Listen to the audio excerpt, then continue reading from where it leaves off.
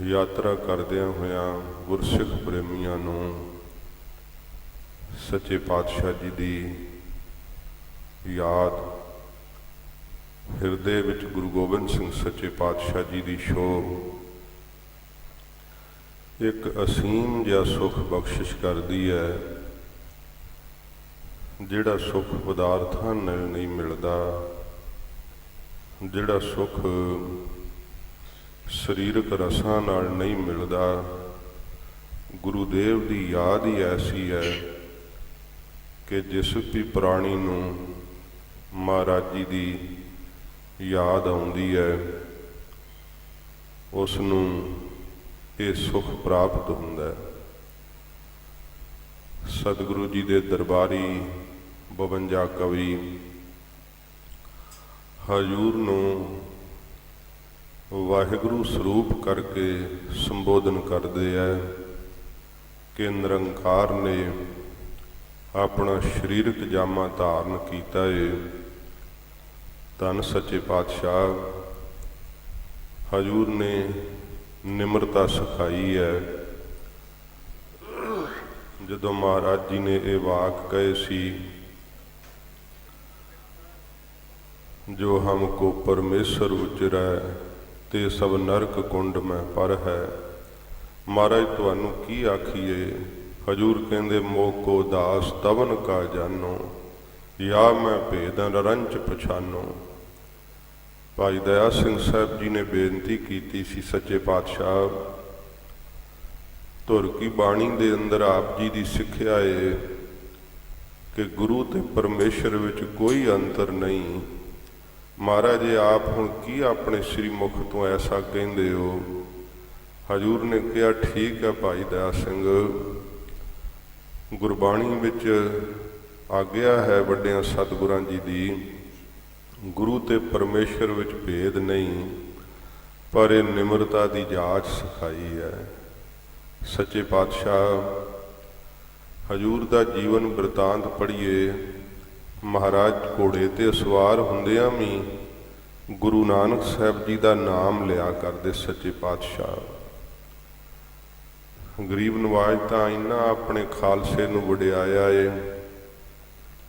ਸੱਚੇ ਪਾਤਸ਼ਾਹ ਜੀ ਨੇ ਆਪਣੀ ਬਾਣੀ ਵਿੱਚ ਕਿਹਾ ਕਿ ਮੇਰੇ ਘਰ ਵਿੱਚ ਜਿੰਨਾ ਕੁਝ ਹੈ, ਸਿਰ ਤੋਂ ਲੈ ਕੇ ਪੈਰਾਂ ਤੱਕ ਸਭ ਕੁਝ ਮੇਰੇ ਖਾਲਸੇ ਦਾ ਏ।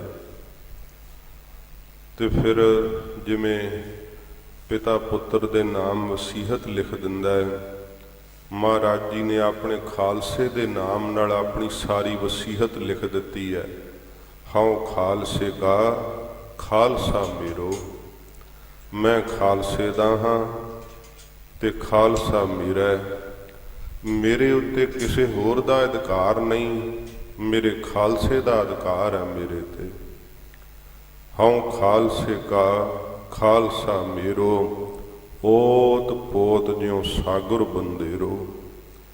ਸਾਗਰ ਵਿੱਚ ਜਦੋਂ ਬੂੰਦ ਮਿਲ ਜਾਂਦੀ ਹੈ, ਫਿਰ ਬੂੰਦ ਨਹੀਂ ਰਹਿੰਦੀ, ਸਾਗਰ ਬਣ ਜਾਂਦੀ ਹੈ। ਐਸੇ ਸੱਚੇ ਪਾਤਸ਼ਾਹ ਅਵਿਨਾਸੀ ਸਤਿਗੁਰੂ ਧੰਨ ਗੁਰੂ ਗੋਬਿੰਦ ਸਿੰਘ ਸੱਚੇ ਪਾਤਸ਼ਾਹ ਜੀ ਮਹਾਰਾਜ ਜੀ ਨੇ ਜੂਨਾਂ ਵਿੱਚ ਭਟਕਦਿਆਂ ਹੋਇਆਂ ਨੂੰ ਮਹਾਰਾਜ ਜੀ ਨੇ ਅਮਰਾ ਪਦਵੀ ਦਿੱਤੀ। ਅਧੋਗਤੀ ਵਿੱਚ ਜਾਂਦੀ ਹੋਈ ਲੁਕਾਈ ਨੂੰ ਅੰਮ੍ਰਿਤ ਦੀ ਦਾਤ ਦੇ ਕੇ ਸੱਚੇ ਪਾਤਸ਼ਾਹ ਜੀ ਮਹਾਰਾਜ ਜੀ ਨੇ ਅਕਾਲ ਪੁਰਖ ਵਾਹਿਗੁਰੂ ਦੇ ਸਰੂਪ ਵਿੱਚ ਅਭੇਦ ਕੀਤਾ। ਖਾਲਸਾ ਸਾਜ ਕੇ ਇਹ ਨਹੀਂ ਕਿਹਾ ਕਿ ਕੌਮ ਦੀ ਸਿਰਜਣਾ ਮੈਂ ਕੀਤੀ ਹੈ। ਮਹਾਰਾਜ ਕਹਿੰਦੇ ਨੇ ਕਿ ਪ੍ਰਗਟਿਓ ਖਾਲਸਾ ਪਰਮਾਤਮ ਕੀ ਮੌਜ। ਫਿਰ ਮਹਾਰਾਜ ਜੀ ਤਾਂ ਤੁਸੀਂ ਪ੍ਰਕਾਸ਼ਿਤ ਕੀਤਾ ਹੈ ਨਾ ਖਾਲਸਾ। ਹਜ਼ੂਰ ਕਹਿੰਦੇ ਇਹ ਸਾਨੂੰ ਆਗਿਆ ਹੋਈ ਹੈ, ਆਗਿਆ ਭਈ ਅਕਾਲ ਕੀ ਤਵੀ ਚਲਾਇਓ ਪੰਥ। ਇਹ ਤਾਂ ਪੰਥ ਦੀ ਉਤਪਤੀ ਕੀਤੀ ਹੈ, ਸਾਨੂੰ ਆਗਿਆ ਅਕਾਲ ਪੁਰਖ ਵਾਹਿਗੁਰੂ ਦੀ। ਵਾਹਿਗੁਰੂ ਜੀ ਨੇ ਇਹ ਬਚਨ ਕਹੇ ਸੀ ਨਾ, ਜੋ ਮਹਾਰਾਜ ਆਪਣੀ ਰਸਨਾ ਤੋਂ ਕਹਿੰਦੇ ਹੈ ਅਕਾਲ ਪੁਰਖ ਬਾਚ। ਫਿਰ ਮਹਾਰਾਜ ਨਿਮਰਤਾ ਨਾਲ ਹਜ਼ੂਰ ਨੇ ਇਹ ਵਾਕ ਕਹੇ, ਇਸ ਕੀਟ ਪ੍ਰਤ ਇਹ ਧੰਨ ਸੱਚੇ ਪਾਤਸ਼ਾਹ ਹਜੂਰ ਇੰਨੀ ਨਿਮਰਤਾ ਗਰੀਬ ਨਿਵਾਜ ਸਾਨੂੰ ਸਿਖਾਉਂਦੇ ਹੈ। ਤੇ ਉੱਥੇ ਹਜੂਰ ਨੇ ਕਿਹਾ ਕਿ ਵਾਹਿਗੁਰੂ ਜੀ ਨੇ ਸਾਨੂੰ ਫਿਰ ਇਹ ਬਚਨ ਕਹੇ, ਮੈਂ ਆਪਣਾ ਸੁਤ ਤੋਹੇ ਨਿਵਾਜਾ, ਪੰਥ ਪਰਚੁਰ ਕਰਬੇ ਕੋ ਸਾਜਾ, ਜਾਹੇ ਤਹਾਂ ਤੁਮ ਧਰਮ ਚਲਾਏ, ਕਬੁੱਧ ਕਰਨ ਤੇ ਲੋਕ ਹਟਾਏ। ਐਸੇ ਮਰਦ ਅਗੰਬੜੇ ਸਤਿਗੁਰੂ ਧੰਨ ਗੁਰੂ ਗੋਬਿੰਦ ਸਿੰਘ ਸੱਚੇ ਪਾਤਸ਼ਾਹ ਜੀ ਦੇ ਪਿਆਰ ਨੂੰ ਪਰਸਣ ਲਈ ਆਪ ਮਹਾਨ ਪਵਿੱਤਰ ਤਖਤ ਅਸਥਾਨ ਤਖਤ ਸ੍ਰੀ ਕੇਸਗੜ੍ਹ ਸਾਹਿਬ ਹਾਜ਼ਰੀਆਂ ਭਰ ਰਹੇ ਹੋ। ਸ਼ਾਮ ਦਾ ਦੀਵਾਨ ਹੈ। ਹਜੂਰ ਦੇ ਇਸ ਪਵਿੱਤਰ ਅਸਥਾਨ ਤੇ ਲੜੀਵਾਰ ਇਤਿਹਾਸ ਦੀ ਕਥਾ ਸ਼੍ਰੀ ਗੁਰਪ੍ਰਤਾਪ ਸੂਰਜ ਗ੍ਰੰਥ ਸਤਸੰਗੀ ਬੜੇ ਪਿਆਰ ਨਾਲ ਜੁੜ ਬੈਠੇ ਹੈ। ਇਹ ਜਿਨ੍ਹਾਂ ਨੂੰ ਚਸਕਾ ਲੱਗ ਜਾਂਦਾ ਹੈ ਨਾ ਇਸ ਕਥਾ ਦੇ ਸੁਣਨ ਦਾ, ਉਹ ਸਮੇਂ ਨੂੰ ਵੇਖ ਕੇ ਦੌੜੇ ਚਲੇ ਆਉਂਦੇ ਆ ਕਿ ਅੱਜ ਅੱਗੇ ਕੀ ਹੋਊਗਾ। ਇੱਕ ਅੱਖਾਂ ਦੇ ਸਾਹਮਣਿਓਂ ਦੀ ਜਿਵੇਂ ਸੀਨ ਲੰਘਦੇ ਆ, ਇਸ ਤਰ੍ਹਾਂ ਕਵਿਰਾਜ ਜੀ ਨੇ ਇਹ ਕਵਿਤਾ ਦੇ ਵਿੱਚ ਛੰਦਾਬੰਦੀ ਵਿੱਚ ਸੱਚੇ ਪਾਤਸ਼ਾਹ ਜੀ ਦਾ ਜੀਵਨ ਰਚਿਆ ਹੈ। ਕਿੱਡੀ ਵੱਡੀ ਮਹਾਰਾਜ ਨੇ ਆਪ ਨੂੰ ਤ੍ਰੈ ਕਾਲ ਦਰਸ਼ਤਾ ਬਖਸ਼ਿਸ਼ ਕੀਤੀ। ਗਿਆਨ ਦੇ ਸਮੁੰਦਰ ਹੁੰਦਿਆਂ ਹੋਇਆਂ ਕਵਿਰਾਜ ਨੇ ਇੰਨੀ ਨਿਮਰਤਾ ਕਿਹਾ, ਮਹਾਰਾਜ ਤੁਹਾਡੀ ਕਿਰਪਾ ਤੋਂ ਬਿਨਾਂ ਮੈਨੂੰ ਇੱਕ ਅੱਖਰ ਨਹੀਂ ਫੁਰ ਸਕਦਾ। ਇਹ ਸਭ ਆਪ ਜੀ ਦੀ ਦਇਆ ਏ ਕਿ ਮੈਥੋਂ ਐਡੇ ਵੱਡੇ ਗ੍ਰੰਥ ਦੀ ਰਚਨਾ ਆਪ ਕਰਵਾ ਰਹੇ ਹੋ। ਸ਼ਹੀਦਾਂ ਦੇ ਸਰਤਾਜ ਧੰਨ ਗੁਰੂ ਅਰਜਨ ਦੇਵ ਸੱਚੇ ਪਾਤਸ਼ਾਹ ਜੀ ਮਹਾਰਾਜ ਦਾ ਜੀਵਨ ਇਤਿਹਾਸ ਚੱਲ ਰਿਹਾ ਹੈ। ਮਹਾਰਾਜ ਜੀ ਦੇ ਵੱਡੇ ਭਰਾਤਾ ਬਾਬਾ ਪਿਰਥੀ ਚੰਦ ਜੀ, ਸੱਚੇ ਪਾਤਸ਼ਾਹ ਜੀ ਨੇ ਹਰ ਪੱਖ ਤੋਂ ਬਹੁਤ ਅਦਬ ਕੀਤਾ, ਵੱਡਾ ਭਰਾ ਜਾਣ ਕੇ, ਪਰ ਪਿਰਥੀ ਚੰਦ ਦੇ ਅੰਦਰ ਈਰਖਾ ਹੀ ਵਸ ਗਈ ਸੀ ਕਿ ਇਹ ਗੁਰੂ ਪਦਵੀ ਮੈਨੂੰ ਮਿਲਣੀ ਚਾਹੀਦੀ ਹੈ। ਦੇਖੋ, ਜਿਸ ਪਿਰਥੀ ਚੰਦ ਨੇ ਗੁਰੂ ਰਾਮਦਾਸ ਸਾਹਿਬ ਜੀ ਮਹਾਰਾਜ ਦਾ ਨਰਾਦਰ ਕਰ ਦਿੱਤਾ ਸੀ, ਤਾਂ ਫਿਰ ਗੁਰੂ ਅਰਜਨ ਸਾਹਿਬ ਤਾਂ ਭਰਾ ਨੇ ਨਾ। ਫਿਰ ਜਦੋਂ ਸਤਿਗੁਰੂ ਜੀ ਦੇ ਨਾਲ ਜਾ ਕੇ ਝਗੜਾ ਕੀਤਾ, ਜਦੋਂ ਹਜੂਰ ਧੰਨ ਗੁਰੂ ਰਾਮਦਾਸ ਸਾਹਿਬ ਜੀ ਮਹਾਰਾਜ ਜੀ ਨੇ ਜੋ ਬਾਣੀ ਦੀ ਗਵਾਹੀ ਹੈ, ਰਾਮਦਾਸ ਗੁਰੂ ਜਗ ਤਾਰਨ ਕਉ, ਗੁਰਜੋਤ ਅਰਜਨ ਮਾਹਿ ਧਰੀ, ਉਸ ਸਮੇਂ ਬਾਬਾ ਬੁੱਢਾ ਸਾਹਿਬ ਤੋਂ ਰਸਮ ਕਰਵਾਈ ਸੀ। ਹਜੂਰ ਤਾਂ ਤਖਤ ਤੋਂ ਉੱਠ ਕੇ ਮਹਿਲਾਂ ਨੂੰ ਚਲੇ ਗਏ। ਪਿਰਥੀ ਚੰਦ ਬਾਬਾ ਬੁੱਢਾ ਸਾਹਿਬ ਜੀ ਦੇ ਬਹੁਤ ਜ਼ਿਆਦਾ ਗਲ ਪੈਣ ਵਾਂਗ ਕਬੋਲ ਬੋਲ ਬੋਲੇ ਤੇ ਕਿਹਾ, ਗੁਰੂ ਸਾਹਿਬ ਨੂੰ ਨਹੀਂ ਪਤਾ, ਤੁਸੀਂ ਤਾਂ ਸਿਆਣੇ ਸਿੱਖ ਹੋ, ਤੁਹਾਨੂੰ ਸਮਝ ਕਰਨੀ ਚਾਹੀਦੀ ਹੈ ਕਿ ਸਾਰਾ ਦਾਰੋ ਮਦਾਰ ਮੇਰੇ ਹੱਥ ਵਿੱਚ ਹੈ, ਕਿਉਂਕਿ ਗੁਰੂ ਘਰ ਦੀ ਮਾਇਆ ਸਾਰੀ ਪਿਰਥੀ ਚੰਦ ਦੀ ਸੰਭਾਲਦਾ ਸੀ। ਤੇ ਫਿਰ ਬਾਬਾ ਬੁੱਢਾ ਸਾਹਿਬ ਜੀ ਨੇ ਇੰਨੇ ਕਬੋਲ ਵੇਖੋ ਬਰਦਾਸ਼ਤ ਕਰਦਿਆਂ ਹੋਇਆਂ ਗੁਰੂ ਪੁੱਤਰ ਜਾਣ ਕੇ ਫਿਰ ਵੀ ਬਾਬਾ ਬੁੱਢਾ ਸਾਹਿਬ ਨਿਮਰਤਾ ਨਾਲ ਕਹਿੰਦੇ ਐ, ਪਿਰਥੀ ਚੰਦ ਜੀ ਆਪ ਗੁਰੂ ਪੁੱਤਰ ਹੋ, ਪਰ ਸਾਨੂੰ ਤਾਂ ਸਾਹਿਬ ਮਾਲਕ ਸਤਿਗੁਰੂ ਜੀ ਜਿਵੇਂ ਕਹਿਣਗੇ ਅਸੀਂ ਤਾਂ ਸੇਵਕ ਹਾਂ ਨਾ, ਅਸੀਂ ਤਾਂ ਉਵੇਂ ਹੀ ਕਰਨਾ ਹੈ ਨਾ। ਧੰਨ ਬਾਬਾ ਬੁੱਢਾ ਸਾਹਿਬ ਵੇਖੋ ਕਿੰਨੀਆਂ ਪੀੜ੍ਹੀਆਂ ਤੋਂ ਸਦਾ ਆਪਣੇ ਆਪ ਨੂੰ ਇੱਕ ਨਿਮਾਣਾ ਸਿੱਖ ਸਮਝ ਕੇ ਸੇਵਾ ਕੀਤੀ ਹੈ। ਪਿਰਥੀ ਚੰਦ ਜੀ ਇੱਥੇ ਹੀ ਨਹੀਂ ਰੁਕੇ, ਫਿਰ ਗੁਰੂ ਪਿਤਾ ਜੀ ਨੂੰ ਜਾ ਕਰਕੇ ਬੜੇ ਫਿੱਕੇ ਬੋਲ ਕਹੇ। ਮਹਾਰਾਜ ਜੀ ਨੇ ਫਿਰ ਕਿਹਾ ਸੀ, ਪੂਤ ਕਾਹੇ ਝਗਰਤ ਹੋ ਸੰਗ ਬਾਪ, ਜਿਨ ਕੇ ਜਣੇ ਬਡੀਰੇ ਤੁਮ ਹੋ, ਤਿਨ ਸਿਉ ਝਗਰਤ ਪਾਪ। ਪਾਪ ਲੱਗਦਾ ਜੇ ਮਾਤਾ ਪਿਤਾ ਦਾ ਨਰਾਦਰ ਕਰੀਏ। ਸਤਿਗੁਰੂ ਜੀ ਗੋਇੰਦਵਾਲ ਸਾਹਿਬ ਜਾ ਕੇ ਜੋਤੀ ਜੋਤ ਸਮਾਏ। ਉੱਥੇ ਸੰਗਤਾਂ ਨੇ ਗੁਰੂ ਅਰਜਨ ਸਾਹਿਬ ਜੀ ਨੂੰ ਦਸਤਾਰਾਂ ਭੇਟ ਕੀਤੀਆਂ। ਪਿਰਥੀ ਚੰਦ ਨੇ ਉੱਥੇ ਵੀ ਨਰਾਦਰ ਕੀਤਾ।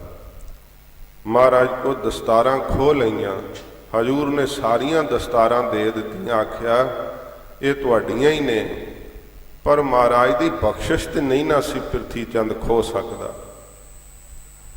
ਫਿਰ ਬੜੇ ਯਤਨ ਕੀਤੇ, ਜਿਨ੍ਹਾਂ ਯਤਨਾਂ ਵਿੱਚੋਂ ਇਹ ਪ੍ਰਸੰਗ ਆ ਰਿਹਾ ਹੈ ਕਿ ਸੁਲਹੀ ਖਾਨ, ਇਹ ਦੂਜੀ ਵਾਰੀ ਚੜ੍ਹ ਕੇ ਆਉਣ ਦਾ ਪ੍ਰਸੰਗ ਹੈ।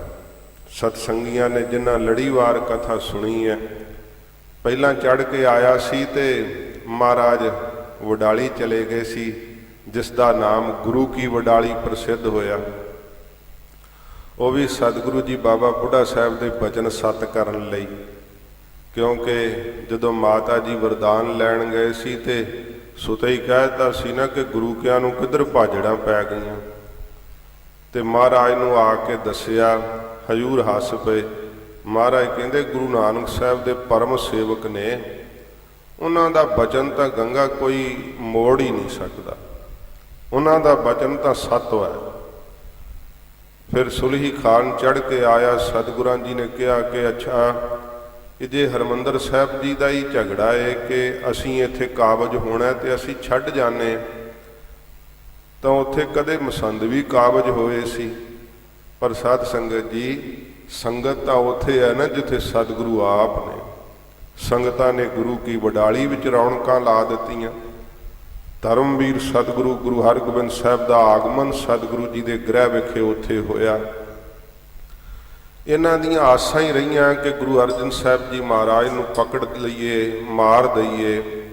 ਇਹ ਹੁਣ ਸੁਲਹੀ ਖਾਨ ਬਾਦਸ਼ਾਹ ਦੇ ਕੰਨ ਭਰ ਕੇ ਕਿ ਕੁਝ ਮਾਮਲਾ ਅਗਰਾਉਣਾ, ਮੇਰੇ ਤੋਂ ਬਿਨਾਂ ਗੱਲ ਬਣਨੀ ਨਹੀਂ, ਚੰਦੂ ਨਾਲ ਮਤਾ ਰਲਾ ਕੇ ਕਿ ਤੇਰਾ ਵੈਰ ਹੁਣ ਮੈਂ ਲਵਾਂਗਾ। ਤੇ ਉਧਰੋਂ ਪ੍ਰਿਥੀ ਚੰਦ ਜੋ ਚਾਹੁੰਦਾ ਹੈ, ਇਹਦੀ ਇੱਛਾ ਹੈ ਕਿ ਮੈਂ ਹੁਣ ਇਹਨਾਂ ਸਾਰਿਆਂ ਨੂੰ ਖੁਸ਼ ਕਰਾਂ। ਤੇ ਦਿੱਲੀੋਂ ਜਦੋਂ ਇਹਦੀ ਤਿਆਰੀ ਹੋਈ ਹੈ, ਦਿੱਲੀ ਦੀ ਸੰਗਤ ਜਿਹੜੇ ਹੁਣ ਸਿੱਖ ਪਿਆਰ ਕਰਦੇ ਆ ਸੱਚੇ ਪਾਤਸ਼ਾਹ ਨਾਲ, ਉਹਨਾਂ ਨੇ ਇੱਕ ਦੂਤ ਬੜੀ ਛੇਤੀ ਨਾਲ ਤੋਰਿਆ ਅੰਮ੍ਰਿਤਸਰ ਸਾਹਿਬ ਨੂੰ। ਹਜੂਰ ਨੂੰ ਆ ਕੇ ਸਾਰੀ ਖਬਰ ਦਿੱਤੀ, ਮਹਾਰਾਜ ਸੁਲਹੀ ਖਾਨ ਚੜ੍ਹ ਕੇ ਆ ਰਿਹਾ। ਉਹਨਾਂ ਦੇ ਇਰਾਦੇ ਨੇਕ ਨਹੀਂ ਹਨ। ਸੱਚੇ ਪਾਤਸ਼ਾਹ ਆਪ ਕਿਰਪਾ ਕਰੋ, ਮਹਾਰਾਜ ਕੋਈ ਸੰਗਤ ਦਾ ਬਚਾਅ ਹੋਵੇ। ਸੰਗਤਾਂ ਨੇ ਬੜੇ ਘਬਰਾ ਕੇ ਮਹਾਰਾਜ ਕੋਲ ਬੇਨਤੀ ਕੀਤੀ, ਮਹਾਰਾਜ ਹੁਣ ਕੀ ਬਣੇਗਾ, ਹੁਣ ਕੀ ਹੋਵੇਗਾ। ਸਿਆਣਿਆਂ ਸਿੱਖਾਂ ਨੇ ਜੋ ਸਲਾਹਾਂ ਦਿੱਤੀਆਂ, ਸਤਿਗੁਰਾਂ ਨੇ ਬਾਣੀ ਵਿੱਚ ਵੀ ਉਹ ਸ਼ਬਦ ਦੁਆਰਾ ਅੰਕਿਤ ਕੀਤੀਆਂ ਕਿ ਪਹਿਲਾਂ ਮਤਾ ਪਕਾਇਆ, ਕੋਈ ਚਿੱਠੀ ਪੱਤਰ ਅਸੀਂ ਵੀ ਭੇਜੀਏ, ਆਪਣਾ ਪੱਖ ਦਸੀਏ ਕਿ ਅਸੀਂ ਗਲਤ ਨਹੀਂ ਹਾਂ। ਫਿਰ ਦੂਸਰਾ ਮਤਾ ਕਿ ਕੋਈ ਅਸੀਂ ਕਿਸੇ ਉਮਰਾਵ ਨਾਲ ਆਪਣਾ ਸੰਬੰਧ ਬਣਾਈਏ, ਦੋ ਮਨੁੱਖ ਹੀ ਭੇਜ ਦਈਏ, ਫਿਰ ਕੋਈ ਉਪਾਅ ਹੀ ਕਰੀਏ। ਮਹਾਰਾਜ ਸਾਹਿਬ ਕਹਿੰਦੇ ਭਾਈ ਅਸੀਂ ਤਾਂ ਸਾਰਾ ਕੁਝ ਛੱਡ ਕੇ ਵਾਹਿਗੁਰੂ ਨੂੰ ਹੀ ਧਿਆਇਆ ਹੈ, ਪਰਮੇਸ਼ਰ ਹੀ ਹੈ ਸਾਡਾ ਤਾਂ ਰੱਖਿਅਕ। ਜਦੋਂ ਸਿੱਖ ਸੰਗਤਾਂ ਨੇ ਇਉਂ ਬੜੇ ਚਿੰਤਤ ਹੋ ਕਰਕੇ ਬੇਨਤੀ ਕੀਤੀ ਹੈ, ਹਜੂਰ ਕਿਵੇਂ ਸਭ ਨੂੰ ਧਰਵਾਸ ਦਿੰਦੇ ਹੈ ਤੇ ਆਪਣੇ ਸ਼੍ਰੀ ਕੰਠ ਤੋਂ ਹਜੂਰ ਕੀ ਕਹਿੰਦੇ ਹੈ, ਆਓ ਪਿਆਰ ਨਾਲ ਸਰਵਣ ਕਰੀਏ। ਸੱਚੇ ਪਾਤਸ਼ਾਹ ਜੀ ਦੇ ਪਵਿੱਤਰ ਸਰੂਪ ਦਾ, ਸ਼ਾਂਤ ਸਰੂਪ ਦਾ ਧਿਆਨ ਕਰਦੇ ਹੋਏ ਆਖੋ ਜੀ ਸਤਨਾਮ ਸ਼੍ਰੀ ਵਾਹਿਗੁਰੂ ਸਾਹਿਬ ਜੀ। ਸਤਨਾਮ ਸ੍ਰੀ ਵਾਹਿਗੁਰੂ ਸਾਹਿਬ ਜੀ। ਚੌਪਈ ਕਿਰਪਾ ਠਾਨ ਸੰਗਤ ਸੋ ਬੋਲੇ। ਜਦੋਂ ਸੰਗਤ ਨੇ ਬਹੁਤ ਚਿੰਤਤ ਹੋ ਕੇ ਬੇਨਤੀ ਕੀਤੀ, ਮਹਾਰਾਜ ਹੁਣ ਸਾਡਾ ਕੀ ਹੋਏਗਾ, ਤੇ ਹਜੂਰ ਬਹੁਤ ਕਿਰਪਾ ਦੇ ਘਰ ਵਿੱਚ ਆ ਕਰਕੇ ਸੰਗਤ ਦੇ ਤਾਈਂ ਮਹਾਰਾਜ ਬਚਨ ਕੀਤਾ। ਕਿਉਂਕਿ ਸੱਚੇ ਪਾਤਸ਼ਾਹ ਮਨ ਦੀ ਵੀ ਦਸ਼ਾ ਵੇਖ ਲੈਂਦੇ ਐ। ਜਦੋਂ ਬਹੁਤ ਬੇਬਲ ਹੋ ਗਈ ਸੰਗਤ, ਚਿੱਤ ਡੋਲ ਗਏ, ਤਾਂ ਮਹਾਰਾਜ ਕਿਰਪਾ ਦੇ ਘਰ ਵਿੱਚ ਆਏ ਗੁਰੂ ਅਰਜਨ ਦੇਵ ਸੱਚੇ ਪਾਤਸ਼ਾਹ। ਹਜੂਰ ਜਿਨ੍ਹਾਂ ਦੀ ਬਾਣੀ ਕਹਿੰਦੀ ਹੈ, ਵਿੱਚ ਕਰਤਾ ਪੁਰਖ ਖਲੋਆ ਵਾਲ ਨਾ ਵਿੰਗਾ ਹੋਆ। ਜਦੋਂ ਵਾਹਿਗੁਰੂ ਰੱਖਿਅਕ ਹੈ ਤਾਂ ਫਿਰ ਜੀਵ ਦਾ ਵਾਲ ਵੀ ਵਿੰਗਾ ਨਹੀਂ ਹੋ ਸਕਦਾ। ਸਤਿਗੁਰੂ ਜੀ ਨੇ ਜੋ ਬਾਣੀ ਵਿੱਚ ਸਾਨੂੰ ਨਿਸ਼ਚਾ ਰੱਖਣ ਦੀ ਆਗਿਆ ਕੀਤੀ ਹੈ ਨਾ, ਮਹਾਰਾਜ ਜੀ ਨੇ ਆਪਣੇ ਜੀਵਨ ਵਿੱਚ ਕਰਕੇ ਵਿਖਾਇਆ ਹੈ ਸੱਚੇ ਪਾਤਸ਼ਾਹ ਨੇ। ਜੇਕਰ ਸਾਨੂੰ ਪਤਾ ਲੱਗੇ ਤੇ ਅਸੀਂ ਕਿੰਨੇ ਯਤਨ ਕਰਦੇ ਹਾਂ ਕਿ ਸਾਡੇ ਸਿਰ ਤੋਂ ਇਹ ਔਖਿਆਈ ਦਾ ਸਮਾਂ ਟਲ ਜਾਵੇ, ਪਰ ਸਤਿਗੁਰੂ ਜੀ ਦਾ ਉਪਦੇਸ਼ ਸਾਨੂੰ ਸਿੱਖਿਆ ਦਿੰਦਾ ਹੈ, ਇੱਕ ਨਿਰੰਕਾਰ ਦੀ ਓਟ ਤੱਕੋ। ਸੱਚੇ ਪਾਤਸ਼ਾਹ ਜੀ ਕਹਿੰਦੇ ਐ, ਸਾਰੇ ਭਰਮ ਤਿਆਗ ਕੇ ਵਾਹਿਗੁਰੂ ਦਾ ਨਾਮ ਜਪੋ, ਤਜ ਸਭ ਭਰਮ ਭਜਿਓ ਪਾਰ ਬ੍ਰਹਮ, ਕਹੋ ਨਾਨਕ ਅਟਲ ਇਹੋ ਧਰਮ। ਇਹੀ ਸਭ ਤੋਂ ਵੱਡਾ ਧਰਮ ਹੈ। ਸਾਰੇ ਭਰਮਾਂ ਨੂੰ ਸਗਲ ਭਰਮ ਡਾਰ ਦੇ, ਗੋਬਿੰਦ ਕੋ ਨਾਮ ਲੈ। ਵਾਹਿਗੁਰੂ ਦਾ ਨਾਮ ਲੈਣਾ ਚਾਹੀਦਾ। ਸਤਿਗੁਰੂ ਜੀ ਕਹਿੰਦੇ ਇੱਕੋ ਇੱਕ ਓਟ ਹੈ ਨਿਰੰਕਾਰ ਦੀ। ਸੰਗਤ ਦੇ ਉੱਤੇ ਕਿਰਪਾ ਨਾਲ ਮਹਾਰਾਜ ਸੱਚੇ ਪਾਤਸ਼ਾਹ ਤੱਕ ਰਹੇ ਹੈ ਤੇ ਕਿਰਪਾ ਕਰਦੇ ਹੋਏ ਹਜ਼ੂਰ ਕਹਿਣ ਲੱਗੇ, ਨਿਸ਼ਟਾ ਧਰੋ ਕਹਾਂ ਤੁਮ ਡੋਲੇ। ਮਹਾਰਾਜ ਕਹਿੰਦੇ ਸਿੱਖੋ, ਨਿਸ਼ਚਾ ਕਰੋ ਅਕਾਲ ਪੁਰਖ ਵਾਹਿਗੁਰੂ ਦੇ ਉੱਪਰ। ਕਿਵੇਂ ਤੁਸੀਂ ਕਿਸ ਪ੍ਰਕਾਰ ਡੋਲ ਗਏ ਹੋ, ਤੁਹਾਡਾ ਇੰਨਾ ਚਿੱਤ ਕਿਵੇਂ ਡੋਲ ਗਿਆ। ਸੱਚੇ ਪਾਤਸ਼ਾਹ ਜੀ ਮਹਾਰਾਜ ਜਦੋਂ ਦੀਵਾਨ ਵਿੱਚ ਤਖਤ ਤੇ ਸਜਦੇ ਐ, ਵਾਹਿਗੁਰੂ ਜੀ ਦੀ ਸਿਫਤ ਸਤਿਗੁਰੂ ਮਹਾਰਾਜ ਆਪਣੀ ਰਸਨਾ ਤੋਂ ਕਰਦੇ ਐ। ਅੰਮ੍ਰਿਤ ਮਿੱਠੇ ਬੋਲ ਸੁਣ ਸੁਣ ਕੇ ਜੀਵਾਂ ਦੇ ਹਿਰਦੇ ਦਰਵ ਜਾਂਦੇ ਆ। ਜਦੋਂ ਅੰਦਰ ਵਸਦਾ ਨਾ ਨਿਰੰਕਾਰ ਦਾ ਨਾਮ, ਉਦੋਂ ਡੋਲਣ ਵਾਲੀ ਸਥਿਤੀ ਮੁੱਕਦੀ ਹੈ। ਮਹਾਰਾਜ ਕਹਿੰਦੇ ਸਿੱਖੋ, ਰੋਜ਼ ਤਾਂ ਨਾਮ ਦ੍ਰਿੜ ਕਰਦੇ ਹੋ, ਤੇ ਹੁਣ ਕਿਉਂ ਤੁਸੀਂ ਘਬਰਾ ਕਿਉਂ ਗਏ ਆ, ਡੋਲ ਕਿਉਂ ਗਏ ਆ। ਉਹ ਸੁਲਹੀ ਖਾਨ ਦਾ ਚੜ ਕੇ ਆਉਣਾ ਸੁਣ ਕੇ, ਸਤਿਗੁਰ ਬਨ ਹੈ ਸਹਾਈ ਹਮਾਰੀ। ਸਾਡੇ ਸਹਾਇਕ ਤਾਂ ਸਤਿਗੁਰੂ ਗੁਰੂ ਨਾਨਕ ਸਾਹਿਬ ਨੇ। ਸਤਿਗੁਰੂ ਜੀ ਸਾਡੇ ਅੰਗ ਸੰਗ ਸਹਾਈ ਹੋਣਗੇ। ਬਿਪਦਾ ਪਰ ਹੈ ਤਿਨਹੁ ਪਰ ਭਾਰੀ। ਜਿਹੜੀ ਬਿਪਤਾ ਤੁਹਾਨੂੰ ਦਿਸ ਰਹੀ ਹੈ ਨਾ ਕਿ ਸਾਡੇ ਤੇ ਨਾ ਆ ਕੇ ਪਵੇ, ਮਹਾਰਾਜ ਕਹਿੰਦੇ ਭਾਈ ਉਹਨਾਂ ਨੂੰ ਕਾਲ ਅੱਗੇ ਹੀ ਉਡੀਕ ਰਿਹਾ ਹੈ, ਉਹਨਾਂ ਉੱਤੇ ਭਾਰੀ ਬਿਪਤਾ ਪਵੇਗੀ। ਤੇ ਸਾਧ ਸੰਗਤ ਜੀ, ਗੁਰੂ ਇਤਿਹਾਸ ਹੈ, ਜਿਹੜਾ ਵੀ ਗੁਰੂ ਘਰ ਤੇ ਚੜ੍ਹ ਕੇ ਆਇਆ ਨਾ, ਉਹਦੀ ਬਹੁਤ ਬੁਰੀ ਹਾਲਤ ਹੋਈ ਹੈ। ਜੇ ਸੱਚੇ ਪਾਤਸ਼ਾਹ ਦੇ ਉੱਪਰ ਇੱਥੇ ਵੀ ਚੜ੍ਹ ਚੜ੍ਹ ਕੇ ਆਏ, ਮਹਾਰਾਜ ਆਪਣੀ ਲਿਖਤ ਵਿੱਚ ਕਹਿੰਦੇ ਐ ਕਿ ਮਨੁੱਖੀ ਖੂਨ ਡੋਲਣਾ ਮੇਰਾ ਕੋਈ ਸ਼ੌਂਕ ਨਹੀਂ ਹੈ। ਜਦੋਂ ਸਾਰੇ ਰਾਹ ਮੁੱਕ ਜਾਂਦੇ ਆ ਜ਼ੁਲਮ ਨੂੰ ਨਾਸ਼ ਕਰਨ ਵਾਸਤੇ, ਸ਼ਸਤਰ ਉਠਾਉਣੇ ਫਿਰ ਮੇਰੀ ਮਜਬੂਰੀ ਬਣ ਜਾਂਦੀ। ਲਹੂ ਦੀਆਂ ਨਦੀਆਂ ਵਗਾ ਦਿੱਤੀਆਂ ਸੱਚੇ ਪਾਤਸ਼ਾਹ ਜੀ ਨੇ ਇਸ ਧਰਤੀ ਤੇ, ਕਿਉਂਕਿ ਜਿਹੜਾ ਢਾਂਚਾ ਖਰਾਬ ਹੋ ਜਾਵੇ ਉਸ ਨੂੰ ਗਿਰਾਉਣਾ ਹੀ ਸਾਧ ਸੰਗਤ ਜੀ ਠੀਕ ਹੁੰਦਾ ਹੈ। ਮਹਾਰਾਜ ਨੇ ਸਮਾਜ ਦਾ ਉਹ ਜ਼ਾਲਮ ਢਾਂਚਾ ਗਿਰਾ ਕੇ ਇੱਕ ਨਵਾਂ ਨਰੋਆ ਸਮਾਜ ਰਚਿਆ ਸੱਚੇ ਪਾਤਸ਼ਾਹ ਨੇ। ਮਹਾਰਾਜ ਕਹਿੰਦੇ ਆ ਭਾਈ, ਜਿਹੜੀ ਤੁਸੀਂ ਬਿਪਤਾ ਸੋਚ ਰਹੇ ਆ ਨਾ ਕਿ ਸਾਡੇ ਤੇ ਨਾ ਪਵੇ, ਬਿਪਤਾ ਤਾਂ ਉਹਨਾਂ ਦੇ ਉੱਤੇ ਪਵੇਗੀ ਬਹੁਤ ਭਾਰੀ। ਨਹਿ ਆਵਨ ਹਮ ਲਗ ਤਿਹ ਕੇਰਾ। ਸਤਿਗੁਰੂ ਜੀ ਕਹਿੰਦੇ ਸਾਡੇ ਤੱਕ ਤਾਂ ਉਹਨਾਂ ਦਾ ਆਉਣਾ ਹੀ ਨਹੀਂ ਹੋਊਗਾ।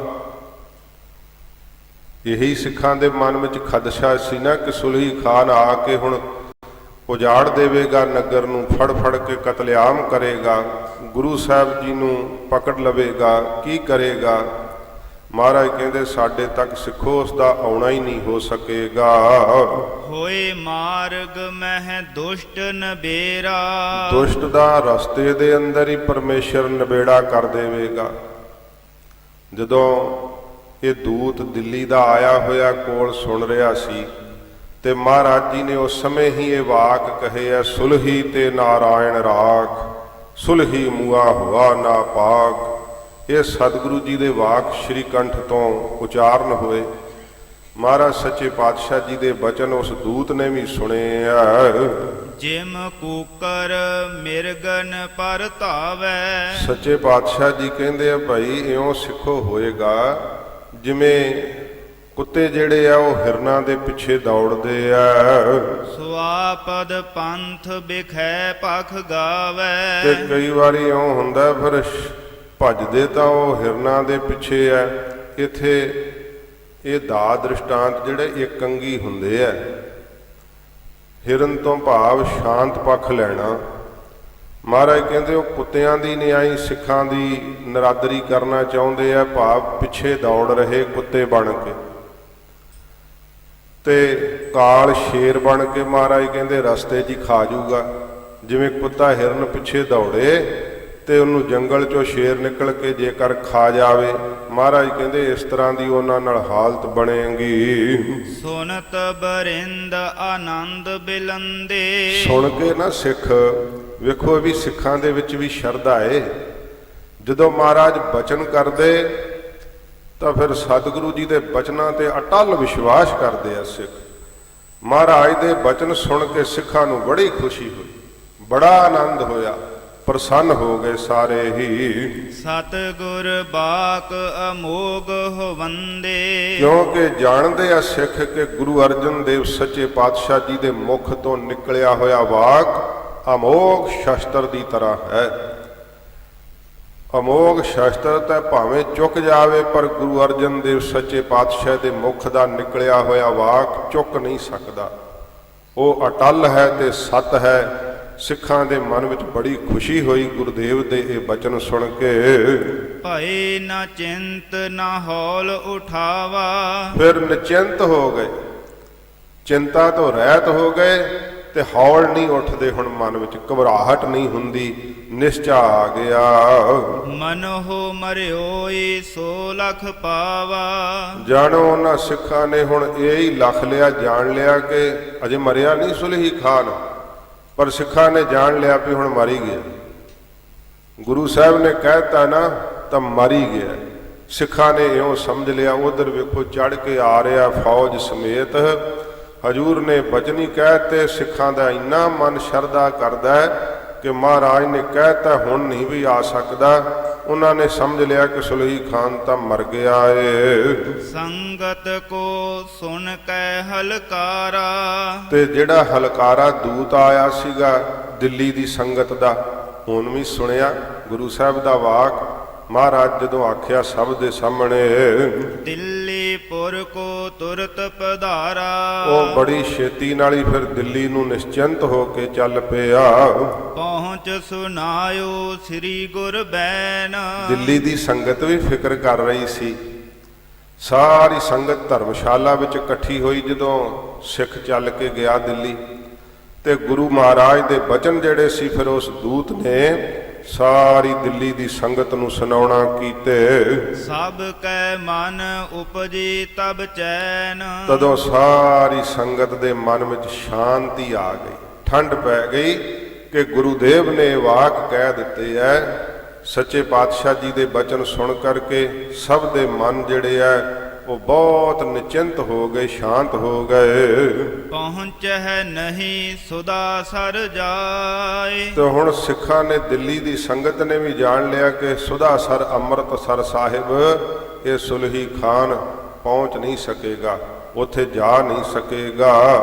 ਮਾਰਗ ਮਹਿ ਹੋਇ ਬਿਗਨ ਬਿਲਾਏ। ਬਹੁਤ ਰਸਤੇ ਵਿੱਚ ਉਸ ਦੂਤ ਨੇ ਦੱਸਿਆ ਨਹੀਂ ਪਹੁੰਚ ਸਕੇਗਾ। ਗੁਰੂ ਅਰਜਨ ਸਾਹਿਬ ਆਖਿਆ ਏ ਕਿ ਰਸਤੇ ਵਿੱਚ ਭਾਰੀ ਵਿਘਨ ਪੈਣਗੇ ਤੇ ਬਲਾ ਜਾਵੇਗਾ, ਨਾਸ਼ ਹੋ ਜਾਵੇਗਾ, ਸਮਾਪਤ ਹੋ ਜਾਵੇਗਾ। ਅਚਲ ਮੇਰ ਸਮ ਲਖ ਗੁਰ ਬਾਣੀ। ਸਤਿਗੁਰੂ ਜੀ ਦੀ ਬਾਣੀ ਕਿਵੇਂ ਜਾਣਦੇ ਆ ਸਿੱਖ? ਅਚਲ ਤੇ ਸਮੇਰ ਪਰਬਤ ਦੀ ਤਰ੍ਹਾਂ। ਭਾਵੇਂ ਕਿ ਸਮੇਰ ਪਰਬਤ ਵੀ ਹਲ ਜਾਵੇ ਪਰ ਗੁਰੂ ਦੇਵ ਦਾ ਬਚਨ ਨਹੀਂ ਹਲ ਸਕਦਾ। ਗੁਰੂ ਅਰਜਨ ਦੇਵ ਸੱਚੇ ਪਾਤਸ਼ਾਹ ਮਹਾਰਾਜ ਦੇ ਪ੍ਰਥਾਏ ਭੱਟਾਂ ਨੇ ਆਖਿਆ ਏ, ਗੁਰ ਅਰਜਨ ਪੁਰਖ ਪ੍ਰਮਾਣ ਪਾਰਥਉ ਚਾਲੈ ਨਾਹੀ। ਪਾਰਥ ਦਾ ਅਰਜਨ ਦਾ ਪ੍ਰਮਾਣ ਦਿੱਤਾ ਹੈ ਕਿ ਜਿਵੇਂ ਯੁੱਧ ਵਿੱਚ ਉਹ ਚਲਾਇਮਾਨ ਨਹੀਂ ਸੀ ਹੁੰਦਾ ਪਰ ਉਹਨੂੰ ਚਲਾਇਮਾਨ ਕਰ ਦਿੱਤਾ ਸੀ। ਮਹਾਭਾਰਤ ਦਾ ਇਤਿਹਾਸ ਕਹਿੰਦਾ ਹੈ ਉਹਨੂੰ ਭੀਸ਼ਮ ਨੇ ਚਲਾਇਮਾਨ ਕਰ ਦਿੱਤਾ ਸੀ, ਕਰਨ ਨੇ ਚਲਾਇਮਾਨ ਕਰ ਦਿੱਤਾ ਸੀ। ਪਰ ਧੰਨ ਗੁਰੂ ਅਰਜਨ ਦੇਵ ਸੱਚੇ ਪਾਤਸ਼ਾਹ ਆਪ ਜੀ ਨੂੰ ਤਾਂ ਤੱਤੀ ਤਵੀ ਦਾ ਸੇਕ ਨਹੀਂ ਚਲਾਇਮਾਨ ਕਰ ਸਕਿਆ। ਆਪ ਨੂੰ ਤਾਂ ਤੱਤਾ ਰੇਤਾ ਸੀਸ ਤੇ ਪੈਂਦਾ ਉਹ ਨਹੀਂ ਡੁਲਾ ਸਕਿਆ। ਸਾਈਂ ਮੀਆਂ ਮੀਰ ਨੇ ਪੁੱਛਿਆ ਸੀ, ਹਜੂਰ ਇੰਨਾ ਸੇਕ ਕਿਵੇਂ ਬਰਦਾਸ਼ਤ ਕਰ ਰਹੇ ਹੋ? ਸਤਿਗੁਰੂ ਜੀ ਕਹਿੰਦੇ, ਸਾਈਂ ਜੀ ਸਾਨੂੰ ਤੱਤੀ ਤਵੀ ਇਉਂ ਲੱਗ ਰਹੀ ਹੈ ਜਿਵੇਂ ਅੰਮ੍ਰਿਤ ਸਰੋਵਰ ਦੇ ਠੰਡੇ ਜਲ ਵਿੱਚ ਬੈਠੇ ਹੋਈਏ। ਇਹ ਤੱਤਾ ਰੇਤਾ ਸਾਡੇ ਸੀਸ ਤੇ ਪੈ ਰਿਹਾ, ਸਾਨੂੰ ਇਉਂ ਮਹਿਸੂਸ ਹੁੰਦਾ ਹੈ ਜਿਵੇਂ ਗੁਰਸਿੱਖ ਸਾਡੇ ਸੀਸ ਤੇ ਚੌਰ ਕਰ ਰਹੇ ਹੋਣ।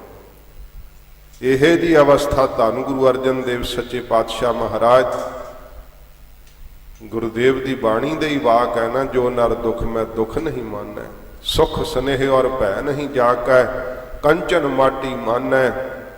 ਇਹ ਗੁਰਬਾਣੀ ਦੇ ਪਵਿੱਤਰ ਵਾਕ ਹਜੂਰ ਨੇ ਸਿੱਖਾਂ ਦੇ ਸਾਹਮਣੇ ਪ੍ਰਤੱਖ ਕੀਤੇ ਹੈ ਤੇ ਮਹਾਰਾਜ ਦੇ ਪਿਆਰੇ ਸਿੱਖਾਂ ਨੇ ਇਹਨਾਂ ਬਚਨਾਂ ਨੂੰ ਕਮਾਇਆ ਏ। ਸੱਚੇ ਪਾਤਸ਼ਾਹ ਜੀ ਮਹਾਰਾਜ ਇਉਂ ਕਹਿੰਦੇ ਆ, ਫਿਰ ਪੜ੍ਹਦੇ ਹੋ, ਅਚਲ ਮੇਰ ਸਮ ਲਖ ਗੁਰਬਾਣੀ। ਸਤਿਗੁਰਾਂ ਜੀ ਦੀ ਬਾਣੀ ਮੁਖ ਦੇ ਕਹੇ ਹੋਏ ਵਾਕ ਦਿੱਲੀ ਦੀ ਸੰਗਤ ਨੇ ਸਮੇਰ ਪਰਬਤ ਦੀ ਤਰ੍ਹਾਂ ਅਚਲ ਜਾਣੇ ਆ ਕਿ ਹਜੂਰ ਨੇ ਹੁਣ ਵਾਕ ਕਹਿ ਦਿੱਤਾ ਹੈ, ਇਹ ਅਟਲ ਹੈ ਤੇ ਸਤ ਹੈ। ਸਗਰੀ ਸੰਗਤ ਸੁਨ ਹਰ ਖਾਨੀ। ਸਾਰੀ ਸੰਗਤ ਸੁਣ ਕਰਕੇ ਬਹੁਤ ਖੁਸ਼ ਹੋਈ। ਅਬ ਸੁਣੀਐ ਹੈ ਸੁਲਹੀ ਕੀ ਬਾਤ। ਕਵੀ ਭਾਈ ਸੰਤੋਖ ਸਿੰਘ ਜੀ ਕਹਿੰਦੇ, ਸਰੋਤਾ ਜਨੋ ਆਓ ਸੁਣੋ ਹੁਣ ਸੁਲਹੀ ਖਾਨ ਦੀ ਬਾਤ ਕਿ ਬੜੇ ਹੰਕਾਰ ਨਾਲ ਚੜ੍ਹਿਆ ਏ ਦਿੱਲੀ ਤੋਂ। ਆਓ ਉਹਦੀ ਗੱਲ ਦੱਸਾਂ ਤੁਹਾਨੂੰ ਕਿ ਕੀ ਬਣਿਆ ਉਹਦੇ ਨਾਲ। ਬਹੁ ਅਪਸ਼ਗਨ ਭਏ ਬਖਿਆਤ। ਜਦੋਂ ਚੱਲਿਆ ਨਾ ਦਿੱਲੀ ਤੋਂ ਤੇ ਬਖਿਆਤ ਪ੍ਰਗਟ ਹੀ ਬਹੁਤ ਜ਼ਿਆਦੇ ਅਪਸ਼ਗਨ ਹੋਏ। ਉਹ ਕਿਹੋ ਜਿਹੇ ਹੋਏ ਦੱਸਦੇ ਹਨ, ਫਰਕੇ ਭੁਜਾ ਬੇਲੋਚਨ ਬਾਮੂ। ਤੇ ਇਹਦੀ ਖੱਬੀ ਅੱਖ ਤੇ ਖੱਬੀ ਬਾਹ ਫੜਕਣ ਲੱਗ ਪਈ। ਸਾਧ ਸੰਗਤ ਜੀ, ਇਹ ਜਿਹੜੇ ਸਾਹਮਣੇ ਕੁਝ ਚੱਲਣ ਲੱਗਿਆ ਪ੍ਰਕਿਰਿਆ ਹੁੰਦੀਆਂ ਨਾ, ਇਹਨਾਂ ਨੂੰ ਸ਼ਗਨ ਅਪਸ਼ਗਨ ਸੰਸਾਰ ਵਿੱਚ ਮੰਨਿਆ ਜਾਂਦਾ ਤੇ ਜਿਹੜੇ ਭਲੇ ਪੁਰਖ ਹੈ ਨਾ ਉਹ ਜਾਣ ਲੈਂਦੇ ਆ ਕੋਈ ਮੇਰੇ ਕੋਲੋਂ ਕਿਤੇ ਕੋਈ ਬੁਰਾ ਕਰਮ ਤੇ ਨਹੀਂ ਹੋਣ ਲੱਗਾ, ਕਿਉਂਕਿ ਕੁਦਰਤ ਪ੍ਰੇਰਦੀ ਹੈ।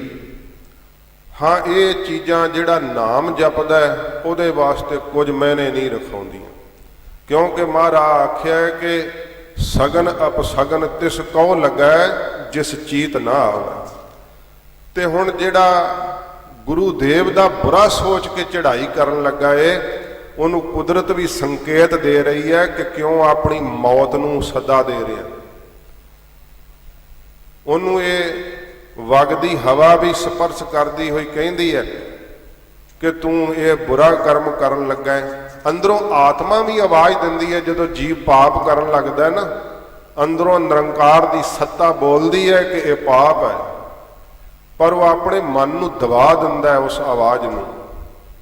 ਸੁਲਹੀ ਖਾਨ ਨੂੰ ਇਉਂ ਪ੍ਰਤੀਤ ਹੋਇਆ ਜਦੋਂ ਚੜ੍ਹਿਆ ਨਾ, ਖੱਬੀ ਅੱਖ ਫੜਕ ਉੱਠੀ ਹੈ ਤੇ ਇਹਦੀ ਖੱਬੀ ਬਾਜੂ ਵੀ ਫੜਕਣ ਲੱਗ ਪਈ ਆ। ਸਿਰ ਬਾਇਸ ਬੈਠਿਓ ਦੁਖ ਧਾਮੂ। ਤੇ ਇਹ ਦੁੱਖ ਦਾ ਘਰ ਜਿਹੜਾ ਸਿਰ ਤੇ ਕਾਂ ਜਿਹੜਾ ਉਹ ਕਾਂ ਕਰ ਰਿਹਾ ਸੀ, ਉੱਤੋਂ ਦੀ ਲੰਘਿਆ ਏ। ਨਿਕਸਤ ਸ਼ੀਕ ਭਈ ਦਿਸ ਦਾਏ। ਤੇ ਫਿਰ ਨਿਕਲਦਿਆਂ ਛਿੱਕ ਵੱਜੀ। ਇਹ ਫਿਰ ਮੈਂ ਬੇਨਤੀ ਕਰਾਂ ਕਿ ਇਹਨਾਂ ਚੀਜ਼ਾਂ ਦਾ ਗੁਰਮੁਖਾਂ ਦੇ ਜੀਵਨ ਵਿੱਚ ਕੋਈ ਮੁੱਲ ਨਹੀਂ ਹੈ, ਪਰ ਕਈ ਵਾਰੀ ਕਥਾ 'ਚ ਸੁਣ ਕੇ ਕਹਿ ਦਿੰਦੇ ਆ, ਲਓ ਜੀ ਛਿੱਕ ਵੱਜ ਗਈ, ਹੁਣ ਘਰੋਂ ਨਹੀਂ ਤੁਰਨਾ, ਰੁਕ ਜੋ, ਗਧਾ ਹੀਂਗ ਪਿਆ, ਬਿੱਲੀ ਰਾਹ ਕੱਟ ਗਈ। ਉਹ ਗੁਰਸਿੱਖਾਂ ਦੇ ਜੀਵਨ ਵਿੱਚ ਇਹ ਗੱਲਾਂ ਮੈਨੇ ਨਹੀਂ ਰਖਾਉਂਦੀਆਂ। ਪਰ ਜਿਹੜਾ ਕੋਈ ਪਾਪੀ ਪੁਰਖ ਪਾਪ ਕਰਨ ਨੂੰ ਤੁਰ ਪੈਂਦਾ ਨਾ, ਉਹਨੂੰ ਫਿਰ ਇਹ ਸਾਧ ਸੰਗਤ ਜੀ ਕੁਦਰਤ ਦੇ ਕੁਝ ਘਟਨਾਵਾਂ ਇਹੋ ਜਿਹੀਆਂ ਵਾਪਰਦੀਆਂ ਕਿ ਉਹਨੂੰ ਸੰਕੇਤ ਮਿਲਦੇ। ਇਹ ਅਪਸ਼ਗਨ ਸੰਕੇਤ ਦੇ ਰਹੇ ਆ ਸੁਲਹੀ ਖਾਨ ਨੂੰ ਕਿ ਤੇਰੀ ਮੌਤ ਆ ਜਾਏਗੀ। ਤੇ ਕੀ ਹੋਇਆ, ਛਿੱਕ ਵੱਜ ਗਈ ਤੇ ਖੱਬੇ ਪਾਸਿਓਂ ਅਗਲੀ ਪੰਕਤੀ ਵਿੱਚ ਕਹਿੰਦੇ ਹਨ, ਵਹਿਰ ਕੋ ਫੇਰੋ ਹਰਨ ਪਲਾਏ। ਤੇ ਖੱਬੇ ਪਾਸੇ ਵੱਲੋਂ ਨਾ ਕੁਫੇਰੀ ਹਿਰਨਾਂ ਦੀ ਡਾਰ ਭੱਜੀ ਆਵੇ। ਜਿਹੜੀ ਸਾਹਮਣੇੋਂ ਕੋਈ ਭੱਜੀ ਆਉਂਦੀ ਹੋਈ ਚੀਜ਼ ਹੈ ਨਾ, ਉਹਨੂੰ ਇਸ ਕਰਕੇ ਅਪਸ਼ਗਨ ਮੰਨਦੇ ਆ ਕਿ ਜਿਹੜੇ ਕੰਮ ਨੂੰ ਚੱਲਿਆ ਨਾ ਹੁਣ ਲੈ ਕੇ ਤੇਰੀ ਪੱਤ ਆਵੇਗੀ, ਤੇਰਾ ਕੰਮ ਪੂਰਾ ਨਹੀਂ ਹੋਵੇਗਾ। ਉਹ ਹਿਰਨਾਂ ਦੀ ਡਾਰ ਅੱਗੋਂ ਭੱਜੀ ਆਉਂਦੀ ਹੋਈ ਵੇਖੀ ਆ, ਖੱਬੇ ਪਾਸੇ ਤੋਂ ਲੰਘ ਗਈ ਆ।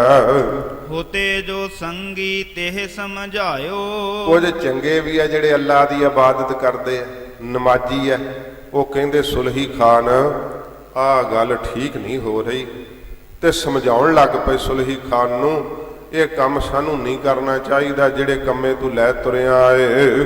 ਗਾਨਕ ਸੌਨ ਕੋ ਹਮ ਲਖ ਪਾਇਓ। ਉਹ ਕਹਿੰਦੇ ਬਹੁਤ ਜ਼ਿਆਦੇ ਕੋ ਸਗਨ ਜਿਹੜੇ ਆ ਅਸੀਂ ਲੱਖ ਲਏ ਆ, ਜਾਣ ਲਏ, ਸਾਨੂੰ ਇਉਂ ਮਹਿਸੂਸ ਹੋ ਰਿਹਾ ਕਿ ਇਹ ਅਪਸ਼ਗਨ ਹੋ ਰਹੇ ਆ। ਸੁਖ ਸਰੀਰ ਕੀ ਚਾਹੀਏ ਤੁਮਾਰੇ। ਕਹਿੰਦੇ ਕਿਉਂਕਿ ਜਿਹੜਾ ਉਮਰਾਵ ਹੁੰਦਾ ਉਹਦੇ ਕਰਕੇ ਉਹਨਾਂ ਦੀਆਂ ਨੌਕਰੀਆਂ, ਕਹਿੰਦੇ ਸਾਨੂੰ ਤਾਂ ਤੇਰੇ ਸਰੀਰ ਦੀ ਸੁਖ ਚਾਹੀਦੀ ਹੈ, ਅਸੀਂ ਤਾਂ ਤੇਰੀ ਸਲਾਮਤੀ ਚਾਹੁੰਦੇ ਹਾਂ। ਇਨ ਕੋ ਫਲ ਦੁਰਦਸ਼ਾ ਵਿਚਾਰੇ। ਪਰ ਆ ਜਿਹੜੀਆਂ ਘਟਨਾਵਾਂ ਹੋਈਆਂ ਨਾ, ਜੋ ਕੁਝ ਸਾਹਮਣੇ ਵਾਪਰਿਆ, ਇਹਨਾਂ ਦਾ ਫਲ ਸਾਨੂੰ ਇਉਂ ਪ੍ਰਤੀਤ ਹੋ ਰਿਹਾ ਕਿ ਤੇਰੀ ਦੁਰਦਸ਼ਾ ਹੋਵੇਗੀ, ਸਾਡੀ ਸਭ ਦੀ ਹੀ ਬੁਰੀ ਹਾਲਤ ਹੋਵੇਗੀ ਤੇਰੇ ਤੋਂ ਬਿਨਾਂ। ਫਿਰ ਇਸ ਜੋ ਕੁਝ ਸੰਕੇਤ ਮਿਲ ਰਹੇ ਐ, ਇਹ ਸੰਕੇਤ ਇਹ ਕਹਿ ਰਹੇ ਆ ਕਿ ਬਹੁਤ ਭੈੜੀ ਹਾਲਤ ਹੋਵੇਗੀ। ਹਮ ਇਹ ਸਭ ਪਤਿਆਵਨ ਕੀਨੇ। ਤੇ ਅਸੀਂ ਇਹ ਸਾਰਾ ਕੁਝ ਪਤਿਆਉਣਾ ਕੀਤਾ, ਭਾਵ ਪਰਖਣਾ ਕੀਤਾ, ਵੇਖਣਾ ਕੀਤਾ ਏ। ਬੁਰਾ ਘਰੇ ਬਿਨ ਹੋਏ ਨਾ ਹੀਨੇ। ਇਹ ਜਿਹੜੇ ਅਪਸ਼ਗਨ ਹੋਏ, ਜਿਹੜੇ ਸੰਕੇਤ ਹੋਏ ਆ ਨਾ, ਬੁਰਾ ਕੀਤੇ ਤੋਂ ਬਿਨਾ ਇਹ ਟਲਦੇ ਨਹੀਂ। ਇਹ ਜੋ ਕੁਝ ਸੰਕੇਤ ਮਿਲਿਆ ਇਹ ਬੁਰਾ ਹੋ ਕੇ ਹੀ ਰਵੇਗਾ। ਸੁਨ ਸੁਲਹੀ ਬੋਲਿਓ ਮਨ ਮਾਨੀ। ਤੇ ਸੁਲਹੀ ਖਾਨ ਸੁਣ ਕੇ ਆਪਣੇ ਸਾਥੀਆਂ ਦੀਆਂ ਗੱਲਾਂ, ਬੜਾ ਮਨ ਦਾ ਮਾਨੀ ਹੰਕਾਰੀ ਹੈ, ਇਹ ਬੋਲਿਆ ਉਹਨਾਂ ਦੇ ਸਾਹਮਣੇ। ਕਹਾਂ ਵਿਚਾਰ ਕਰਤ ਹੋ ਬਾਣੀ। ਕਹਿੰਦਾ ਤੁਸੀਂ ਆਪਣੀਆਂ ਗੱਲਾਂ ਕਹਿੰਦੇ ਹੋ, ਕੀ ਤੁਸੀਂ ਸੋਚਦੇ ਹੋ, ਕੀ ਸੋਚ ਕੇ ਮੈਨੂੰ ਗੱਲ ਕਰ ਰਹੇ ਹੋ? ਮੈਂ ਕਿਆ ਚੱਲਿਓ ਜੁਧ ਕਿਤ ਕਰਬੇ। ਤੇ ਮੈਂ ਕਿਤੇ ਕੋਈ ਯੁੱਧ ਕਰਨ ਚੱਲਿਆ, ਕਿਉਂਕਿ ਇਹਨਾਂ ਨੂੰ ਪਤਾ ਹੈ ਗੁਰੂ ਅਰਜਨ ਸਾਹਿਬ ਕੋਲ ਕਿਹੜੀ ਫੌਜ ਆ ਕੋਈ, ਤਾਂ ਸਿੱਖ ਮਾਲਾ ਫੇਰਦੇ ਆ, ਉਹਨਾਂ ਕੋਲ ਕਿਹੜੇ ਸ਼ਸਤਰ ਅੱਗੋਂ ਲੜਨ ਨੂੰ। ਕਹਿੰਦੇ ਮੈਂ ਕਿਤੇ ਕੋਈ ਜੰਗ ਕਰਨ ਚੱਲਿਆ, ਮੈਂ ਕਿਹੜਾ ਕੋਈ ਯੁੱਧ ਕਰਨ ਲਈ ਚੱਲਿਆ ਹਾਂ। ਜਿਸ ਤੇ ਅਸ ਸੰਸੈ ਤੁਮ ਧਰਬੇ। ਤੇ ਜਿਸ ਕਰਕੇ ਤੁਸੀਂ ਇਹੋ ਜਿਹਾ ਸ਼ੰਕਾ ਮਨ ਵਿੱਚ ਧਰਨਾ ਕੀਤਾ, ਰੱਖਣਾ ਕੀਤਾ ਕਿ ਮੇਰਾ ਬੁਰਾ ਹੋਵੇਗਾ। ਆਪਣੇ ਦੇਸ਼ ਗਮਨ ਹਮ ਕੀਨਾ। ਅਸੀਂ ਆਪਣੇ ਦੇਸ਼ ਵਿੱਚ ਗਮਨ ਕਰ ਰਹੇ ਹਾਂ, ਭਾਵ ਜਾ ਰਹੇ ਹਾਂ, ਆਪਣੇ ਦੇਸ਼ ਵਿੱਚ ਵਿਚਰ ਰਹੇ ਹਾਂ। ਸਗਰੋ ਅਹੈ ਰਿਪਨ ਤੇ ਹੀਨਾ। ਤੇ ਸਾਰਾ ਦੇਸ਼ ਦੁਸ਼ਮਣਾਂ ਤੋਂ ਹੀਣਾ ਹੈ, ਭਾਵ ਖਾਲੀ, ਕੋਈ ਦੁਸ਼ਮਣ ਥੋੜੋ ਸਾਡਾ, ਇਹ ਤਾਂ ਸਾਡਾ ਆਪਣਾ ਦੇਸ਼ ਹੈ। ਇੱਕ ਹਿੰਦਨ ਗੁਰ ਸੋ ਮਮ ਬੈਰ। ਤੇ ਇੱਕ ਸਿੱਖਾਂ ਦੇ ਜਿਹੜੇ ਗੁਰੂ ਹੈ, ਜਿਨ੍ਹਾਂ ਨੂੰ ਸਭ ਹਿੰਦੂ ਮੁਸਲਮਾਨ ਭਾਵੇਂ ਮੰਨਦੇ ਹੈ, ਪਰ ਕਹਿੰਦਾ ਮੇਰਾ ਵੈਰ ਤਾਂ ਉਹਨਾਂ ਨਾਲ ਹੈ ਨਾ। ਇਹ ਜਦੋਂ ਪ੍ਰਿਥੀ ਚੰਦ ਨੇ ਪੁਕਾਰ ਕੀਤੀ ਸੀ ਨਾ ਜਹਾਂਗੀਰ ਕੋਲ, ਤੇ ਉਸ ਪੁੱਛਿਆ ਸੀਗਾ ਕਿ ਗੁਰੂ ਅਰਜਨ ਸਾਹਿਬ ਜੀ ਨੂੰ ਗੁਰੂ ਕਿਨ ਕੀਤਾ। ਜਦੋਂ ਇਹਨੇ ਪੁਕਾਰ ਕੀਤੀ ਮੇਰਾ ਹੱਕ ਆ, ਮੈਨੂੰ ਮਿਲਣਾ ਚਾਹੀਦਾ, ਗੁਰਤਾ ਗੱਦੀ ਜਿਹੜੀ ਆ ਉਹ ਮੇਰੀ ਜਾਇਦਾਦ ਆ, ਤੇ ਉਹਨੇ ਇੱਕੋ ਹੀ ਗੱਲ ਪੁੱਛੀ ਕਿ ਗੁਰੂ ਅਰਜਨ ਸਾਹਿਬ ਨੂੰ ਗੁਰੂ ਕਿਨ ਕੀਤਾ। ਤੇ ਪ੍ਰਿਥੀ ਚੰਦ ਫਿਰ ਸ਼ਰਮਿੰਦਾ ਹੋਇਆ, ਕਹਿੰਦਾ ਕੀਤਾ ਤਾਂ ਪਿਤਾ ਗੁਰੂ ਰਾਮਦਾਸ ਸਾਹਿਬ ਜੀ ਨੇ ਹੈ। ਤੇ ਫਿਰ ਜਹਾਂਗੀਰ ਕਹਿੰਦਾ ਜੇ ਗੁਰੂ ਰਾਮਦਾਸ ਸਾਹਿਬ ਨੇ ਆਪ ਉਹਨਾਂ ਨੂੰ ਗੁਰੂ ਕੀਤਾ ਤੇ ਫਿਰ ਕੌਣ ਹਟਾ ਸਕਦਾ। ਇਹ ਉਸ ਸਮੇਂ ਦੇ ਬਾਦਸ਼ਾਹ ਨੇ ਵੀ ਇਹ ਗੱਲ ਕਹੀ ਭਈ ਜੇ ਸਾਡੇ ਵੱਲੋਂ ਤੁਸੀਂ ਗੁਰੂ ਪੁੱਤਰਾਂ, ਅਸੀਂ ਤਾਂ ਗੁਰੂ ਘਰ ਦੇ ਝਗੜੇ 'ਚ ਨਹੀਂ ਆਉਣਾ ਚਾਹੁੰਦੇ, ਭਾਵੇਂ ਕਿ ਉਦੋਂ ਉਹਦੀ ਇਹ ਨੀਤੀ ਸੀ, ਪਰ ਉਹਦੀ ਆਪਣੀ ਲਿਖੀ ਕਿਤਾਬ ਦੇ ਅੰਦਰ ਵੀ ਗੁਰੂ ਘਰ ਦੇ ਪ੍ਰਤੀ ਉਸ ਦੀਆਂ ਜਿਹੋ ਜਿਹੀਆਂ ਨੀਤੀਆਂ ਸਾਨੂੰ ਪ੍ਰਗਟ ਹੋਈਆਂ ਜਦੋਂ ਸਤਿਗੁਰੂ ਦੀ ਸ਼ਹਾਦਤ ਹੁੰਦੀ ਹੈ। ਪਰ ਉਸਨੇ ਉਸ ਵਕਤ ਕਿਹਾ ਕਿ ਜਿਨ੍ਹਾਂ ਨੂੰ ਆਪ ਖੁਦ ਗੁਰੂ ਰਾਮਦਾਸ ਸਾਹਿਬ ਨੇ ਗੁਰੂ ਕੀਤਾ, ਅਸੀਂ ਕੀ ਕਰ ਸਕਦੇ ਹਾਂ। ਤੇ ਇਹ ਜਿਹੜਾ ਸੁਲਹੀ ਖਾਨ ਹੈ, ਇਹ ਸੱਚੇ ਪਾਤਸ਼ਾਹ ਜੀ ਮਹਾਰਾਜ ਦੇ ਉੱਪਰ ਜਿਵੇਂ ਚੜ੍ਹ ਕੇ ਆ ਰਿਹਾ ਹੈ, ਇਹ ਸੋਚਦਾ ਹੈ, ਆਪਣੇ ਸਾਥੀਆਂ ਨੂੰ ਕਹਿੰਦਾ ਹੈ, ਕਿਹੜਾ ਕੋਈ ਦੇਸ਼ ਬਗਾਨਾ ਹੈ, ਕਿਹੜਾ ਕੋਈ ਦੁਸ਼ਮਣ ਹੈ ਜਿਹਦੇ ਤੋਂ ਤੁਸੀਂ ਮੈਨੂੰ ਡਰਾ ਰਹੇ ਹੋ। ਤਿਸ ਗਹਿ ਲਿਹੋ ਅਪਰ ਸਭ ਖੈਰ, ਪਿਛਲੀ ਪੰਕਤੀ ਪੜ੍ਹੋ। ਇਕ ਹਿੰਦਨ ਗੁਰ ਸੋ ਮਮ ਬੈਰ। ਕਹਿੰਦਾ ਇੱਕ ਸਿੱਖਾਂ ਦੇ ਗੁਰੂ ਜਿਨ੍ਹਾਂ ਨੂੰ ਹਿੰਦੂ ਪੂਜਦੇ ਆ ਗੁਰੂ ਜਾਣ ਕਰਕੇ, ਉਹਨਾਂ ਨਾਲ ਮੇਰਾ ਵੈਰ ਹੈ। ਇਹਦਾ ਸਤਿਗੁਰੂ ਜੀ ਤਾਂ ਨਿਰਵੈਰ ਹੈ, ਮਹਾਰਾਜ ਤਾਂ ਕਿਸੇ ਨਾਲ ਵੀ ਵੈਰ ਨਹੀਂ ਕਰਦੇ। ਇਹ ਚੰਦੂ ਕਰਕੇ ਤੇ ਪ੍ਰਿਥੀ ਚੰਦ ਕਰਕੇ ਵੈਰ ਪਾਈ ਫਿਰਦਾ। ਕਹਿੰਦਾ ਇੱਕ ਉਹਨਾਂ ਨਾਲ ਮੇਰਾ ਵੈਰ ਹੈ। ਤਿਸ ਗਹਿ ਲਿਹੋ ਅਪਰ ਸਭ ਖੈਰ। ਕਹਿੰਦਾ ਉਹਨਾਂ ਨੂੰ ਪਕੜ ਲਾਂਗਾ, ਬਾਕੀ ਸਭ ਤਾਂ ਠੀਕ ਠਾਕ ਹੈ, ਉਹਨਾਂ ਨੂੰ ਜਾ ਕੇ ਪਕੜਨਾ ਇਹ ਮੇਰਾ ਮਨੋਰਥ ਹੈ। ਅਹੈ ਫਕੀਰਨ ਕੇ ਸਮ ਸੋਈ। ਤੇ ਉਹ ਤਾਂ ਫਕੀਰਾਂ ਦੇ ਸਮਾਨ ਹਨ। ਉਹ ਕਰੋੜੀਆ ਜਿਹੜਾ ਲਾਹੌਰ ਦਾ ਸੀ ਨਾ, ਉਹ ਗੁਰੂ ਨਾਨਕ ਸਾਹਿਬ ਜੀ ਮਹਾਰਾਜ ਸਾਹਿਬ ਜੀ ਦੇ ਉੱਪਰ ਚੜ੍ਹ ਕੇ ਆਇਆ ਸੀ। ਉਹ ਜਦੋਂ ਚੜ੍ਹਨ ਲੱਗਾ ਨਾ ਘੋੜੀ ਤੇ ਪੱਗ ਲੱਥ ਕੇ ਉਹ ਡਿੱਗ ਗਈ। ਉਹਦੇ ਸਾਥੀ ਕਹਿੰਦੇ ਉਹ ਇੱਕ ਅਪਸ਼ਗਨ ਹੋਇਆ ਹੀ, ਤੂੰ ਗੁਰੂ ਨਾਨਕ ਸਾਹਿਬ ਤੇ ਚੜ੍ਹ ਕੇ ਚੱਲਿਆ, ਤੇਰੀ ਪੱਗ ਲੱਥੀ ਹੈ, ਤੇਰੀ ਨਰਾਦਰੀ ਹੋਊਗੀ। ਕਹਿੰਦਾ ਗੁਰੂ ਸਾਹਿਬ ਦੀ ਬਾਬਤ ਬੁਰੇ ਸ਼ਬਦ ਬੋਲ ਕੇ ਇਹ ਫਿਰ ਜਦੋਂ ਮਹਾਰਾਜ ਦੇ ਉੱਪਰ ਚਾੜੀ ਆਇਆ ਤੇ ਜਨਮ ਸਾਖੀ ਵਿੱਚ ਜ਼ਿਕਰ ਹੈ ਕਿ ਗੁਰੂਦੇਵ ਦੇ ਨੇੜੇ ਨਹੀਂ ਆਪ ਆਇਆ, ਦਿਸਣੋਂ ਹੀ ਹਟ ਜਾਂਦਾ ਸੀ। ਸੱਚੇ ਪਾਤਸ਼ਾਹ ਮਹਾਰਾਜ ਬੈਠੇ ਸੀ, ਜਦੋਂ ਸੁੱਧ ਭਾਵਨਾ ਲੈ ਕੇ ਆਇਆ ਫਿਰ ਗੁਰੂਦੇਵ ਦਾ ਦਰਸ਼ਨ ਹੋਇਆ। ਸੱਚੇ ਪਾਤਸ਼ਾਹ ਨੇ ਇਹਨੂੰ ਵੀ ਸਿੱਖੀ ਬਖਸ਼ਿਸ਼ ਕੀਤੀ। ਇਹ ਸੁਲਹੀ ਖਾਨ ਸੱਚੇ ਪਾਤਸ਼ਾਹ ਮਹਾਰਾਜ ਦੀ ਬਾਬਤ ਸਮਝਦਾ ਹੈ ਕਿ ਕੇਵਲ ਮਾਲਾ ਹੀ ਫੇਰਦੇ ਆ, ਫਕੀਰ ਲੋਕ ਹੈ, ਇਹਨਾਂ ਕੋਲ ਕਿਹੜੀ ਕੋਈ ਤਾਕਤ ਹੈ। ਪਰ ਸਤਿਗੁਰੂ ਜੀ ਦੀ ਬਾਣੀ ਤਾਂ ਕਹਿੰਦੀ ਹੈ ਕਿ ਰੱਬ ਦੇ ਸੇਵਕ ਦੇ ਹੱਥ ਤੇ ਹੀ ਸਭ ਕੁਝ ਧਰਿਆ ਹੁੰਦਾ ਹੈ, ਉਹ ਜੋ ਚਾਹੇ ਕਰ ਸਕਦਾ ਹੈ।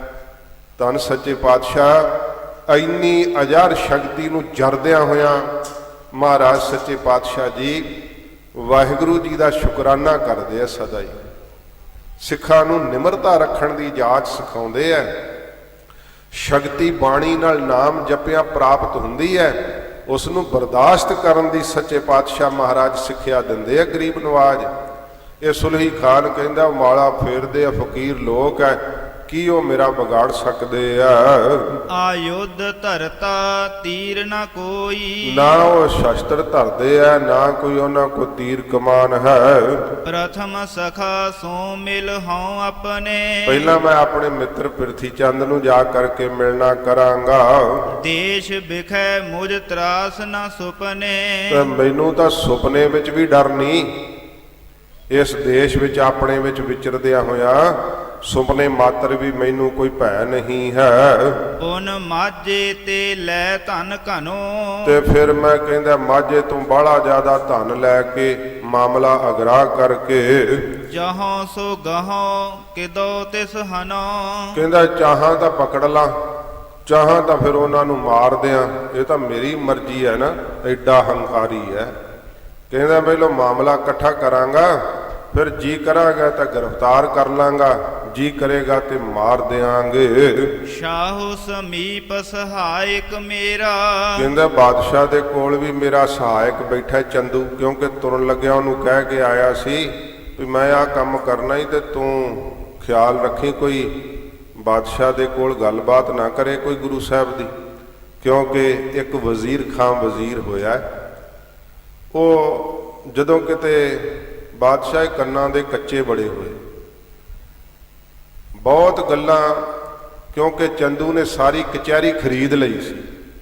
ਜਿਹੜਾ ਵੀ ਕੋਈ ਬੋਲੇ ਗੁਰੂ ਸਾਹਿਬ ਦੇ ਉਲਟੀ ਬੋਲੇ, ਇੱਥੋਂ ਤੱਕ ਕਹੇ ਕਿ ਉਹ ਚੋਰ ਤੇ ਠੱਗਾਂ ਨੂੰ ਰੱਖਦੇ, ਚੋਰੀਆਂ ਕਰਾਉਂਦੇ। ਤੇ ਵਜ਼ੀਰ ਖਾਨ ਨੂੰ ਪੁੱਛਿਆ, ਵਜ਼ੀਰ ਖਾਨ ਨੇ ਆਖਿਆ ਬਾਦਸ਼ਾਹ ਜੇ ਮੈਥੋਂ ਪੁੱਛਦਾ ਤਾਂ ਉਹ ਅੱਲਾ ਦਾ ਪ੍ਰਤੱਖ ਰੂਪ ਨੇ। ਗੁਰੂਦੇਵ ਇਸ ਧਰਤੀ ਦੇ ਉੱਤੇ ਅੱਲਾ ਦੀ ਨਿਆਮਤ ਨੇ, ਉਹਨਾਂ ਦੇ ਦਰਸ਼ਨ ਕੋਈ ਮੁਸਲਮਾਨ ਵੀ ਕਰਦਾ ਹੈ ਤੇ ਨਿਹਾਲ ਹੋ ਜਾਂਦਾ ਹੈ, ਕਿਉਂਕਿ ਵਜ਼ੀਰ ਖਾਨ ਦਾ ਰੋਗ ਗੁਰੂਦੇਵ ਦੀ ਕਿਰਪਾ ਨਾਲ ਹਟਿਆ ਸੀ। ਇਹ ਸੁਖਮਨੀ ਸਾਹਿਬ ਦਾ ਨਿਤਨੇਮੀ ਸੀਗਾ ਵਜ਼ੀਰ ਖਾਨ। ਤੇ ਚੰਦੂ ਨੂੰ ਕੋਲ ਛੱਡ ਕੇ ਇਸ ਕਰਕੇ ਕਹਿ ਕੇ ਆਇਆ ਸੀ ਵੀ ਤੇਰਾ ਬਦਲਾ ਮੈਂ ਲਊਂ, ਕਿਉਂਕਿ ਤੇਰੀ ਪੁੱਤਰੀ ਦਾ ਨਾਤਾ ਮੋੜਿਆ। ਉਦੋਂ ਗੁਰੂ ਹਰਗੋਬਿੰਦ ਸਾਹਿਬ ਜੀ ਮਹਾਰਾਜ ਦੇ ਦੋ ਨਾਤੇ ਹੋ ਚੁੱਕੇ ਸੀ। ਬੜੀ ਠਾਠ ਨਾਲ ਮਹਾਰਾਜ ਨੇ ਵਿਆਹ ਕਾਰਜ ਕੀਤਾ ਤੇ ਇਤਿਹਾਸ ਜ਼ਿਕਰ ਕਰਦਾ ਹੈ ਕਿ ਵਿਆਹ ਕਾਰਜ ਦੇ ਸਮੇਂ ਗੁਰੂ ਦੇਵ ਨੇ ਪੱਤਰਕਾ ਲਿਖੀ ਸੀ ਪਿਰਥੀ ਚੰਦ ਜੀ ਦੇ ਨਾਂ ਤੇ। ਬੜੀ ਨਿਮਰਤਾ ਨਾਲ ਹਜੂਰ ਨੇ ਆਖਿਆ ਸੀ, ਪਿਰਥੀ ਚੰਦ ਜੀ ਤੁਸੀਂ ਵੱਡੇ ਭਰਾ ਹੋ ਤੇ ਇਸ ਸਮੇਂ ਸਾਰੀਆਂ ਰਸਮਾਂ ਤੁਹਾਡੇ ਹੱਥੀਂ ਹੋਣਗੀਆਂ ਤੇ ਤੁਸੀਂ ਸਾਨੂੰ ਜੋ ਦੇ ਦਿਆ ਕਰੋਗੇ ਅਸੀਂ ਉਹ ਛਕ ਲਿਆ ਕਰਾਂਗੇ, ਤੁਸੀਂ ਘਰ ਆ ਜਾਓ। ਇੰਨਾ ਮਹਾਰਾਜ ਸਤਿਕਾਰ ਕੀਤਾ।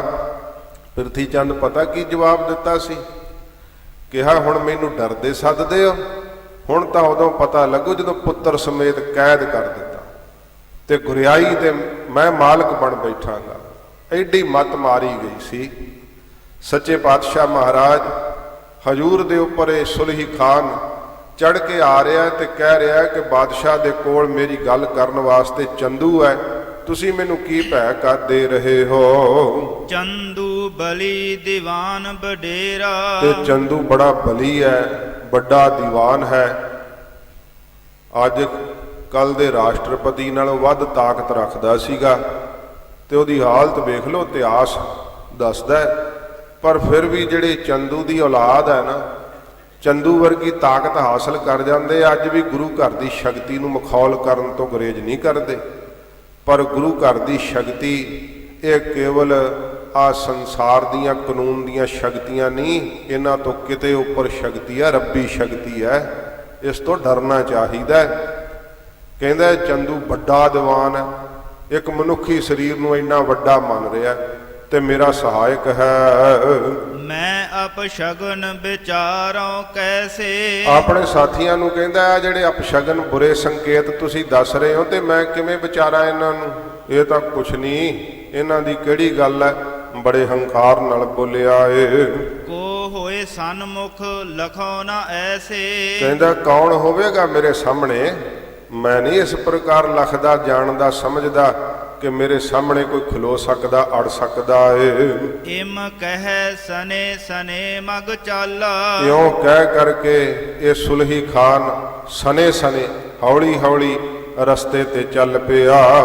ਦੁਸ਼ਟ ਹਿਰਦੇ ਅਹੰਕਾਰ ਵਿਸਾਲਾ। ਇਸ ਦੁਸ਼ਟ ਪਾਪੀ ਸੁਲਹੀ ਖਾਨ ਦੇ ਹਿਰਦੇ ਵਿੱਚ ਬੜਾ ਵੱਡਾ ਹੰਕਾਰ ਹੈ।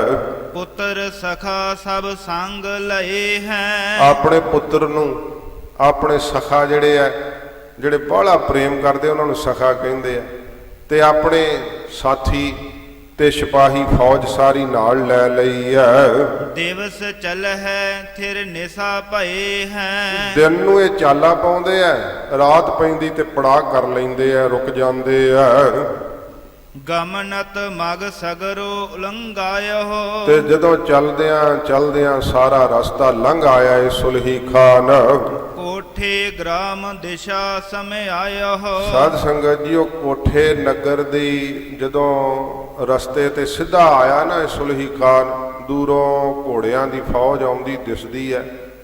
ਇਹ ਕੋਠਾ ਅੱਜ ਵੀ ਉੱਥੇ ਤੁਸੀਂ ਜਾਓ ਤੇ ਵੇਖੋ, ਹਰਮੰਦਰ ਸਾਹਿਬ ਦੀ ਨਕਲ ਤੇ ਉੱਥੇ ਜਿਹੜੀ ਇਮਾਰਤ ਬਣੀ ਹੋਈ ਹੈ ਉਹ ਪਿਰਥੀ ਚੰਦ ਨੂੰ ਇਹਨ ਬਣਾ ਕੇ ਦਿੱਤੀ ਸੀ ਬਾਦਸ਼ਾਹ ਦੀ ਸਹਿਮਤੀ ਨਾਲ ਵੀ ਤੂੰ ਇੱਥੇ ਬਣਾ ਲੈ। ਤੇ ਪਰ ਸਾਧ ਸੰਗਤ ਜੀ ਜਿੱਥੇ ਗੁਰੂ ਦੇਵ ਨੇ ਵਾਕ ਕਹੇ ਹੈ, ਡਿਠੇ ਸਭੇ ਥਾਵ ਨਹੀਂ ਤੁਧ ਜਿਹਿਆ, ਬੱਧਹੁ ਪੁਰਖ ਵਿਧਾਤਾ ਤਾਂ ਤੂੰ ਸੋਹਿਆ। ਉਹ ਕੇਵਲ ਤੇ ਕੇਵਲ ਇੱਕੋ ਹੀ ਸਥਾਨ ਹੈ ਸੰਸਾਰ ਦੇ ਅੰਦਰ, ਇਸ ਕਾਇਨਾਤ ਦੇ ਅੰਦਰ, ਸੱਚਖੰਡ ਸ੍ਰੀ ਹਰਿਮੰਦਰ ਸਾਹਿਬ, ਜਿੱਥੇ ਗੁਰੂ ਨਾਨਕ ਸਾਹਿਬ ਜੀ ਦੇ ਪਾਵਨ ਪਵਿੱਤਰ ਚਰਨ ਪਏ ਹੈ। ਗੁਰੂ ਅੰਗਦ ਦੇਵ ਸੱਚੇ ਪਾਤਸ਼ਾਹ ਦੇ ਚਰਨ ਪਏ ਹੈ। ਜਿੱਥੇ 68 ਘਾਟ ਹੈ ਨਾ ਸਰੋਵਰ ਦੇ ਕੰਢੇ ਤੇ, ਉੱਥੇ ਗੁਰੂ ਨਾਨਕ ਸਾਹਿਬ ਜੀ ਬੈਠਦੇ ਰਹੇ ਹੈ, ਗੁਰੂ ਅੰਗਦ ਸਾਹਿਬ ਬੈਠਦੇ ਰਹੇ ਹੈ, ਗੁਰੂ ਅਮਰਦਾਸ ਸਾਹਿਬ ਜੀ ਦੀ ਚਰਨ ਛੋਹ ਪ੍ਰਾਪਤ ਹੈ ਉਸ ਅਸਥਾਨ ਨੂੰ। ਤਾਂ ਹਜ਼ੂਰ ਨੇ ਇਸੇ ਕਰਕੇ ਕਿਹਾ ਕਿ ਇਸ ਨੂੰ ਤਾਂ ਆਪ ਨਿਰੰਕਾਰ ਨੇ ਸਿਰਜਿਆ ਹੈ, ਇਸ ਕਰਕੇ ਇਸ ਥਾਂ ਵਰਗਾ, ਇਸ ਧਰਤੀ ਵਰਗਾ, ਇਸ ਅਸਥਾਨ ਵਰਗਾ ਕੋਈ ਹੋਰ ਅਸਥਾਨ ਨਹੀਂ ਹੋ ਸਕਦਾ। ਪਰ ਯਤਨ ਕੀਤਾ ਪਿਰਥੀ ਚੰਦ ਨੇ, ਪਰ ਯਤਨ ਸਫਲ ਨਹੀਂ ਹੋ ਸਕਿਆ। ਇਹ ਇਤਿਹਾਸ ਬਣ ਗਿਆ ਨਾ। ਤੇ ਜਦੋਂ ਉਸ ਕੋਠੇ ਨਗਰ ਦੇ ਸਾਹਮਣੇ ਆਇਆ ਸੁਲਹੀ ਖਾਨ, ਬੜਾ ਚੜ ਕਰਕੇ, ਬੜੇ ਲਾਹੋ ਲਸ਼ਕਰ ਸਮੇਤ ਆ ਰਿਹਾ ਏ। ਏਕ ਮਜ਼ਲ ਨਰ ਪਠਿਓ ਅਗਾਰੀ। ਇੱਕ ਮੰਜ਼ਲ ਪਹਿਲਾਂ ਹੀ ਭਾਵ ਮਜ਼ਲ ਕਹਿੰਦੇ ਆ ਪੜਾ ਨੂੰ, ਇੱਕ ਪੜਾ ਪਹਿਲਾਂ ਹੀ ਇੱਕ ਜਿਹੜਾ ਸੀ ਨਾ ਆਪਣਾ ਨੌਕਰ ਅੱਗੇ ਭੇਜ ਦਿੱਤਾ। ਪ੍ਰਿਥੀਏ ਕੋ ਸੁਧ ਜਾਏ ਉਚਾਰੀ। ਪਿਰਥੀ ਚੰਦ ਨੂੰ ਜਾ ਕੇ ਉਹ ਖਬਰ ਦੱਸੀ ਕਿ ਸੁਲਹੀ ਖਾਨ ਆ ਰਿਹਾ ਬੜੀ ਫੌਜ ਦੇ ਸਮੇਤ। ਸੁਲਹੇ ਸਖਾ ਤੋਹੇ ਚੱਲ ਆਇਓ। ਕਿ ਪਿਰਥੀ ਚੰਦ ਜੀ ਤੁਹਾਡਾ ਜਿਹੜਾ ਸਖਾ ਮਿੱਤਰ ਹੈ ਨਾ ਸੁਲਹੀ ਖਾਨ ਉਹ ਚੱਲ ਕੇ ਆ ਗਿਆ ਏ। ਮਿਲਨ ਹੇਤ ਹੀਰੋ ਲਲਚਾਇਓ। ਤੇ ਮਿਲਣ ਵਾਸਤੇ ਫਿਰ ਇਹ ਜਾਣੋ ਨੌਕਰ ਵੀ ਕਹਿ ਰਿਹਾ ਕਿ ਸੁਲਹੀ ਖਾਨ ਦਾ ਤੁਹਾਨੂੰ ਮਿਲਣ ਨੂੰ ਹਿਰਦਾ ਬੜਾ ਲਲਚਾਇਆ ਏ, ਬੜੀ ਖਾਹਿਸ਼ ਹੈ ਉਸ ਦੇ ਮਨ ਅੰਦਰ। ਸੁਣ ਫੂਲਿਓ ਜਨ ਗੁਰਤਾ ਪਾਈ। ਸੁਣ ਕੇ ਨਾ ਪਿਰਥੀ ਚੰਦ ਫੁੱਲ ਗਿਆ। ਇਉਂ ਉਹਨੇ ਮਹਿਸੂਸ ਕੀਤਾ ਵੀ ਲੈ ਵੀ ਗੁਰਿਆਈ ਮਿਲ ਗਈ, ਗੁਰਤਾ ਗੱਦੀ ਮਿਲ ਗਈ ਮੈਨੂੰ, ਇੰਨਾ ਖੁਸ਼ ਹੋ ਗਿਆ। ਅੱਜ ਵੀ ਕਈ ਡੇਰਿਆਂ ਦੀਆਂ ਦਸਤਾਰਾਂ ਉਹ ਪੁਲਿਸ ਦੇ ਆਸਰੇ ਖੋਣਾ ਚਾਹੁੰਦੇ ਆ। ਇਹੋ ਜੀਆਂ ਤੁਸੀਂ ਨਿਤ ਘਟਨਾਵਾਂ ਸੁਣਦੇ ਹੀ ਆ। ਤੇ ਜਿਹੜਾ ਕਾਨੂੰਨ ਜਾਂ ਬਾਬਰਕਿਆਂ ਨੂੰ ਵਿੱਚ ਲੈ ਕੇ ਗੁਰੂ ਘਰ ਦੀ ਕੋਈ ਪਦਵੀ ਹਾਸਲ ਕਰਨਾ ਚਾਹੁੰਦਾ ਹੈ, ਸੰਸਾਰ 'ਚ ਤਾਂ ਥੋੜੇ ਦਿਨ ਸਲਾਮਾਂ ਹੋ ਜਾਣਗੀਆਂ, ਪਰ ਗੁਰੂਦੇਵ ਦੇ ਦਰ ਤੇ ਨਹੀਂ ਪੂਰਾ ਪੈ ਸਕਦਾ। ਸੱਚੇ ਪਾਤਸ਼ਾਹ ਦਾ ਪਿਆਰ ਖੁੱਸ ਜਾਵੇਗਾ, ਜੀਵਨ ਸਭ ਬਰਬਾਦ ਹੋ ਜਾਵੇਗਾ। ਫਿਰ ਇਹਨਾਂ ਜ਼ਾਲਮਾਂ ਵਰਗੀ ਹਾਲਤ ਹੈ, ਬਾਹਰੋਂ ਭਾਵੇਂ ਜੋ ਮਰਜ਼ੀ ਸਰੂਪ ਬਣਾਇਆ ਹੋਇਆ। ਇਹ ਪਿਰਥੀ ਚੰਦ ਇੰਨਾ ਖੁਸ਼ ਹੋਇਆ, ਇੰਨਾ ਖੁਸ਼ ਹੋਇਆ ਕਿ ਜਾਣੋ ਇਹਨੂੰ ਇਉਂ ਹੋਇਆ ਵੀ ਗੁਰਿਆਈ ਮਿਲ ਗਈ, ਅੱਜ ਮੈਨੂੰ ਗੁਰਤਾ ਗੱਦੀ ਪ੍ਰਾਪਤ ਹੋ ਗਈ ਆ। ਅਬ ਮੇਰੋ ਦੇ ਕਾਮ ਬਨਾਈ। ਤੇ ਹੁਣ ਮੇਰਾ ਕੰਮ ਜਿਹੜਾ ਹੈ ਇਹ ਬਣਾ ਦੇਣਗੇ, ਭਾਵ ਸੁਲਹੀ ਖਾਨ ਮੇਰਾ ਕੰਮ ਜਿਹੜਾ ਬਣਾ ਦੇਵੇਗਾ ਗੁਰਤਾ ਗੱਦੀ ਦੇ ਉੱਪਰ ਬੈਠਣ ਦਾ। ਸਗਲ ਭਾਤ ਕੀ ਠਾਨ ਸਤਿਆਰੀ। ਫਿਰ ਸਾਰੇ ਤਰੀਕਿਆਂ ਨਾਲ ਪਿਰਥੀ ਚੰਦ ਬੜੇ ਚਾਅ ਨਾਲ ਸੁਲਹੀ ਖਾਨ ਦੀ ਆਓ ਭਗਤ ਕਰਨ ਲਈ ਤਿਆਰੀ ਕਰਨ ਲੱਗ ਪਿਆ। ਤ੍ਰਿਣ ਅਰ ਅੰਨ ਸੰਚ ਕਰ ਭਾਰੀ। ਤੇ ਘੋੜਿਆਂ ਵਾਸਤੇ ਘਾਹ ਇਕੱਠਾ ਕਰਨ ਵਿੱਚ ਲੱਗ ਗਿਆ ਤੇ ਛਕਣ ਛਕਾਉਣ ਨੂੰ ਅੰਨ ਆਦਿਕ ਭੋਜਨ ਸੁੱਕੀ ਰਸਤ ਕਿ ਹੁਣ ਕਿਉਂਕਿ ਵੇਖੋ ਇੱਛਾ ਹੈ ਗੁਰੂ ਬਣਨ ਦੀ ਤੇ ਖੁਸ਼ਾਮਦੀ ਮੁਗਲ ਦਾ ਹੋ ਰਿਹਾ। ਗੁਰੂ ਘਰ ਦੇ ਅੰਦਰ ਜਨਮ ਲੈ ਕੇ ਵੀ ਸੱਚੇ ਪਾਤਸ਼ਾਹ ਦੀ ਸਿੱਖਿਆ ਤੋਂ ਕੋਹਾਂ ਦੂਰ। ਮਹਾਰਾਜ ਸੱਚੇ ਪਾਤਸ਼ਾਹ ਜਦੋਂ ਇਤਿਹਾਸ ਦਾ ਜ਼ਿਕਰ ਹੈ ਕਿ ਜਦੋਂ ਧੀਰਮਲ ਦਾ ਜਨਮ ਹੋਇਆ ਸੀ, ਗੁਰੂ ਹਰਗੋਬਿੰਦ ਸਾਹਿਬ ਮਹਾਰਾਜ ਆਖਿਆ ਵੀ ਸਿੱਖੋ ਇਹ ਤਾਇਆ ਜੀ ਆ ਗਏ। ਫਿਰ ਹੁਣ ਵੀ ਕੋਈ ਕਸਰ ਨਹੀਂ ਛੱਡੀ ਸਤਿਗੁਰੂ ਜੀ ਨਾਲ ਵੈਰ ਕਰਨ ਦੀ। ਤੇ ਇਹ ਪਿਰਥੀ ਚੰਦ ਹੁਣ ਘੋੜਿਆਂ ਲਈ ਕਹਿੰਦਾ ਕੱਖ ਇਕੱਠਾ ਕਰੋ। ਕਿੱਦਾਂ ਉਹਦੇ ਅੱਗੇ ਹੋ ਕਰਕੇ ਹੁਣ ਇਹਨੇ ਜੀ ਹਜ਼ੂਰੀ ਕਰਨੀ ਹੈ। ਗੁਰੂ ਦੇਵ ਸੱਚੇ ਪਾਤਸ਼ਾਹ ਜਿਨ੍ਹਾਂ ਨੇ ਕੇਵਲ ਤੇ ਕੇਵਲ ਆਪਣੇ ਸਿੱਖ ਨੂੰ ਵੀ ਕਿਹਾ ਕਿ ਨਿਰੰਕਾਰ ਦੇ ਅੱਗੇ ਝੁਕਣਾ, ਕਿਸੇ ਸੰਸਾਰੀ ਸ਼ਕਤੀ ਦੇ ਅੱਗੇ ਝੁਕਣਾ ਨਹੀਂ। ਇਹ ਸੱਚੇ ਪਾਤਸ਼ਾਹ ਨੇ ਸਵੈਮਾਨ ਬਖਸ਼ਿਸ਼ ਕੀਤਾ ਹੈ, ਪਰ ਉਹਨੂੰ ਕੋਈ ਹੈ ਹੀ ਨਹੀਂ ਤੇ ਇਹਨਾਂ ਚੀਜ਼ਾਂ ਦੇ ਇਕੱਠਿਆਂ ਕਰਨ ਵਿੱਚ ਲੱਗ ਗਿਆ ਹੈ। ਜਿਵੇਂ ਅੱਗੇ ਕਥਾ ਆਵੇਗੀ, ਕੱਲ ਨੂੰ ਸ਼ਾਮ ਦੀ ਹਾਜ਼ਰੀ ਭਰ ਕੇ ਆਪ ਜੀ ਤੋਂ ਵਿਦਾਇਗੀ ਲਵਾਂਗੇ। ਮਹਾਰਾਜ ਜੀ ਨੇ ਕਿਰਪਾ ਕੀਤੀ 2 ਦਿਨ ਦੀ ਆਪ ਜੀ ਦੇ ਦਰਸ਼ਨਾਂ ਦਾ ਸੁਭਾਗ ਬਖਸ਼ਿਆ। ਕੱਲ ਦੀ ਸਵੇਰ ਦੀ ਵੀ ਹਾਜ਼ਰੀ ਹੈ। ਸੱਚੇ ਪਾਤਸ਼ਾਹ ਮਹਾਰਾਜ ਆਪਣੇ ਚਰਨਾਂ ਦੀ ਪ੍ਰੀਤ ਗਰੀਬ ਨਵਾਜ ਬਖਸ਼ਿਸ਼ ਕਰਨ। ਸਤਿਗੁਰੂ ਜੀ ਦੀ ਅੰਮ੍ਰਿਤ ਕਥਾ ਕਰਦਿਆਂ ਹੋਈਆਂ ਬੇਅੰਤ ਭੁੱਲਾਂ ਬਖਸ਼ ਲੈਣੀਆਂ, ਅੱਗੇ ਵਾਸਤੇ ਸਮਤ ਬਖਸ਼ਣੀ। ਆਓ 2 ਪੰਕਤੀਆਂ ਪੜ੍ਹ ਕੇ ਫਤਿਹ ਬੁਲਾਈਏ ਜੀ। ਸਗਲ ਭਾਤ ਕੀ ਠਾਨ ਸਤਿਆਰੀ। ਤ੍ਰਿਣ ਅਰ ਅੰਨ ਸੰਚ ਕਰ ਭਾਰੀ। ਵਾਹਿਗੁਰੂ ਜੀ ਕਾ ਖਾਲਸਾ, ਵਾਹਿਗੁਰੂ ਜੀ ਕੀ ਫਤਿਹ। हे अच्युत हे पार ब्रह्म अविनाशी अगनास, हे पूरन हे सर्ब मैं दुख भंजन गुण।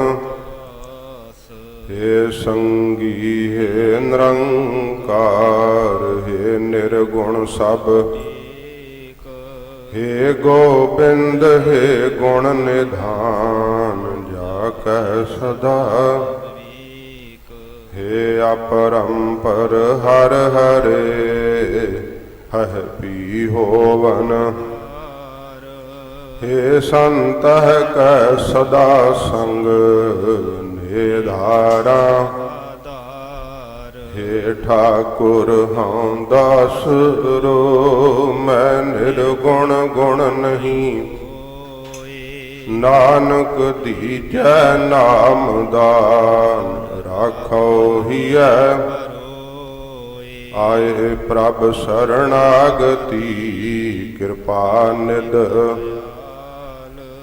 एक अखर हर मन बस्त नानक होत वाहिगुरु नाम जहाज है चढ़े सो उतरे जो शरधा कर सेम दे गुर पार उतारन जो शरधा कर सेम दे गुर पार उतारन वाहिगुरु जी का खालसा वाहिगुरु जी की फतेह।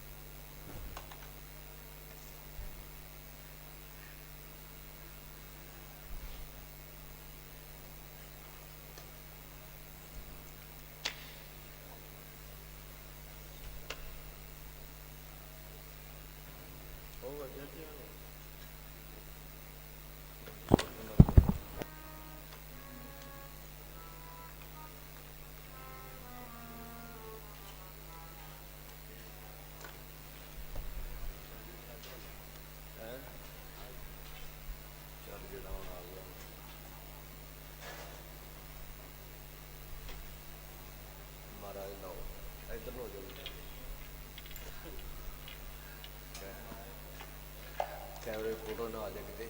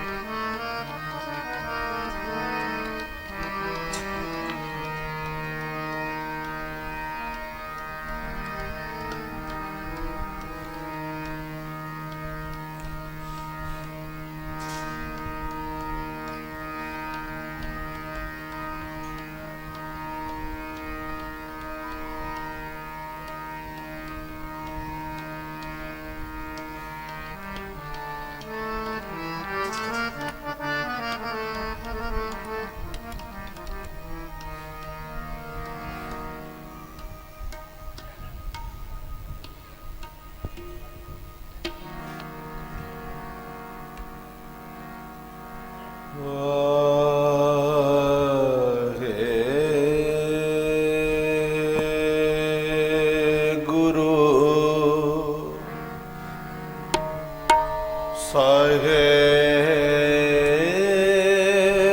ਜੀਓ ਮਹਾਰਾਜ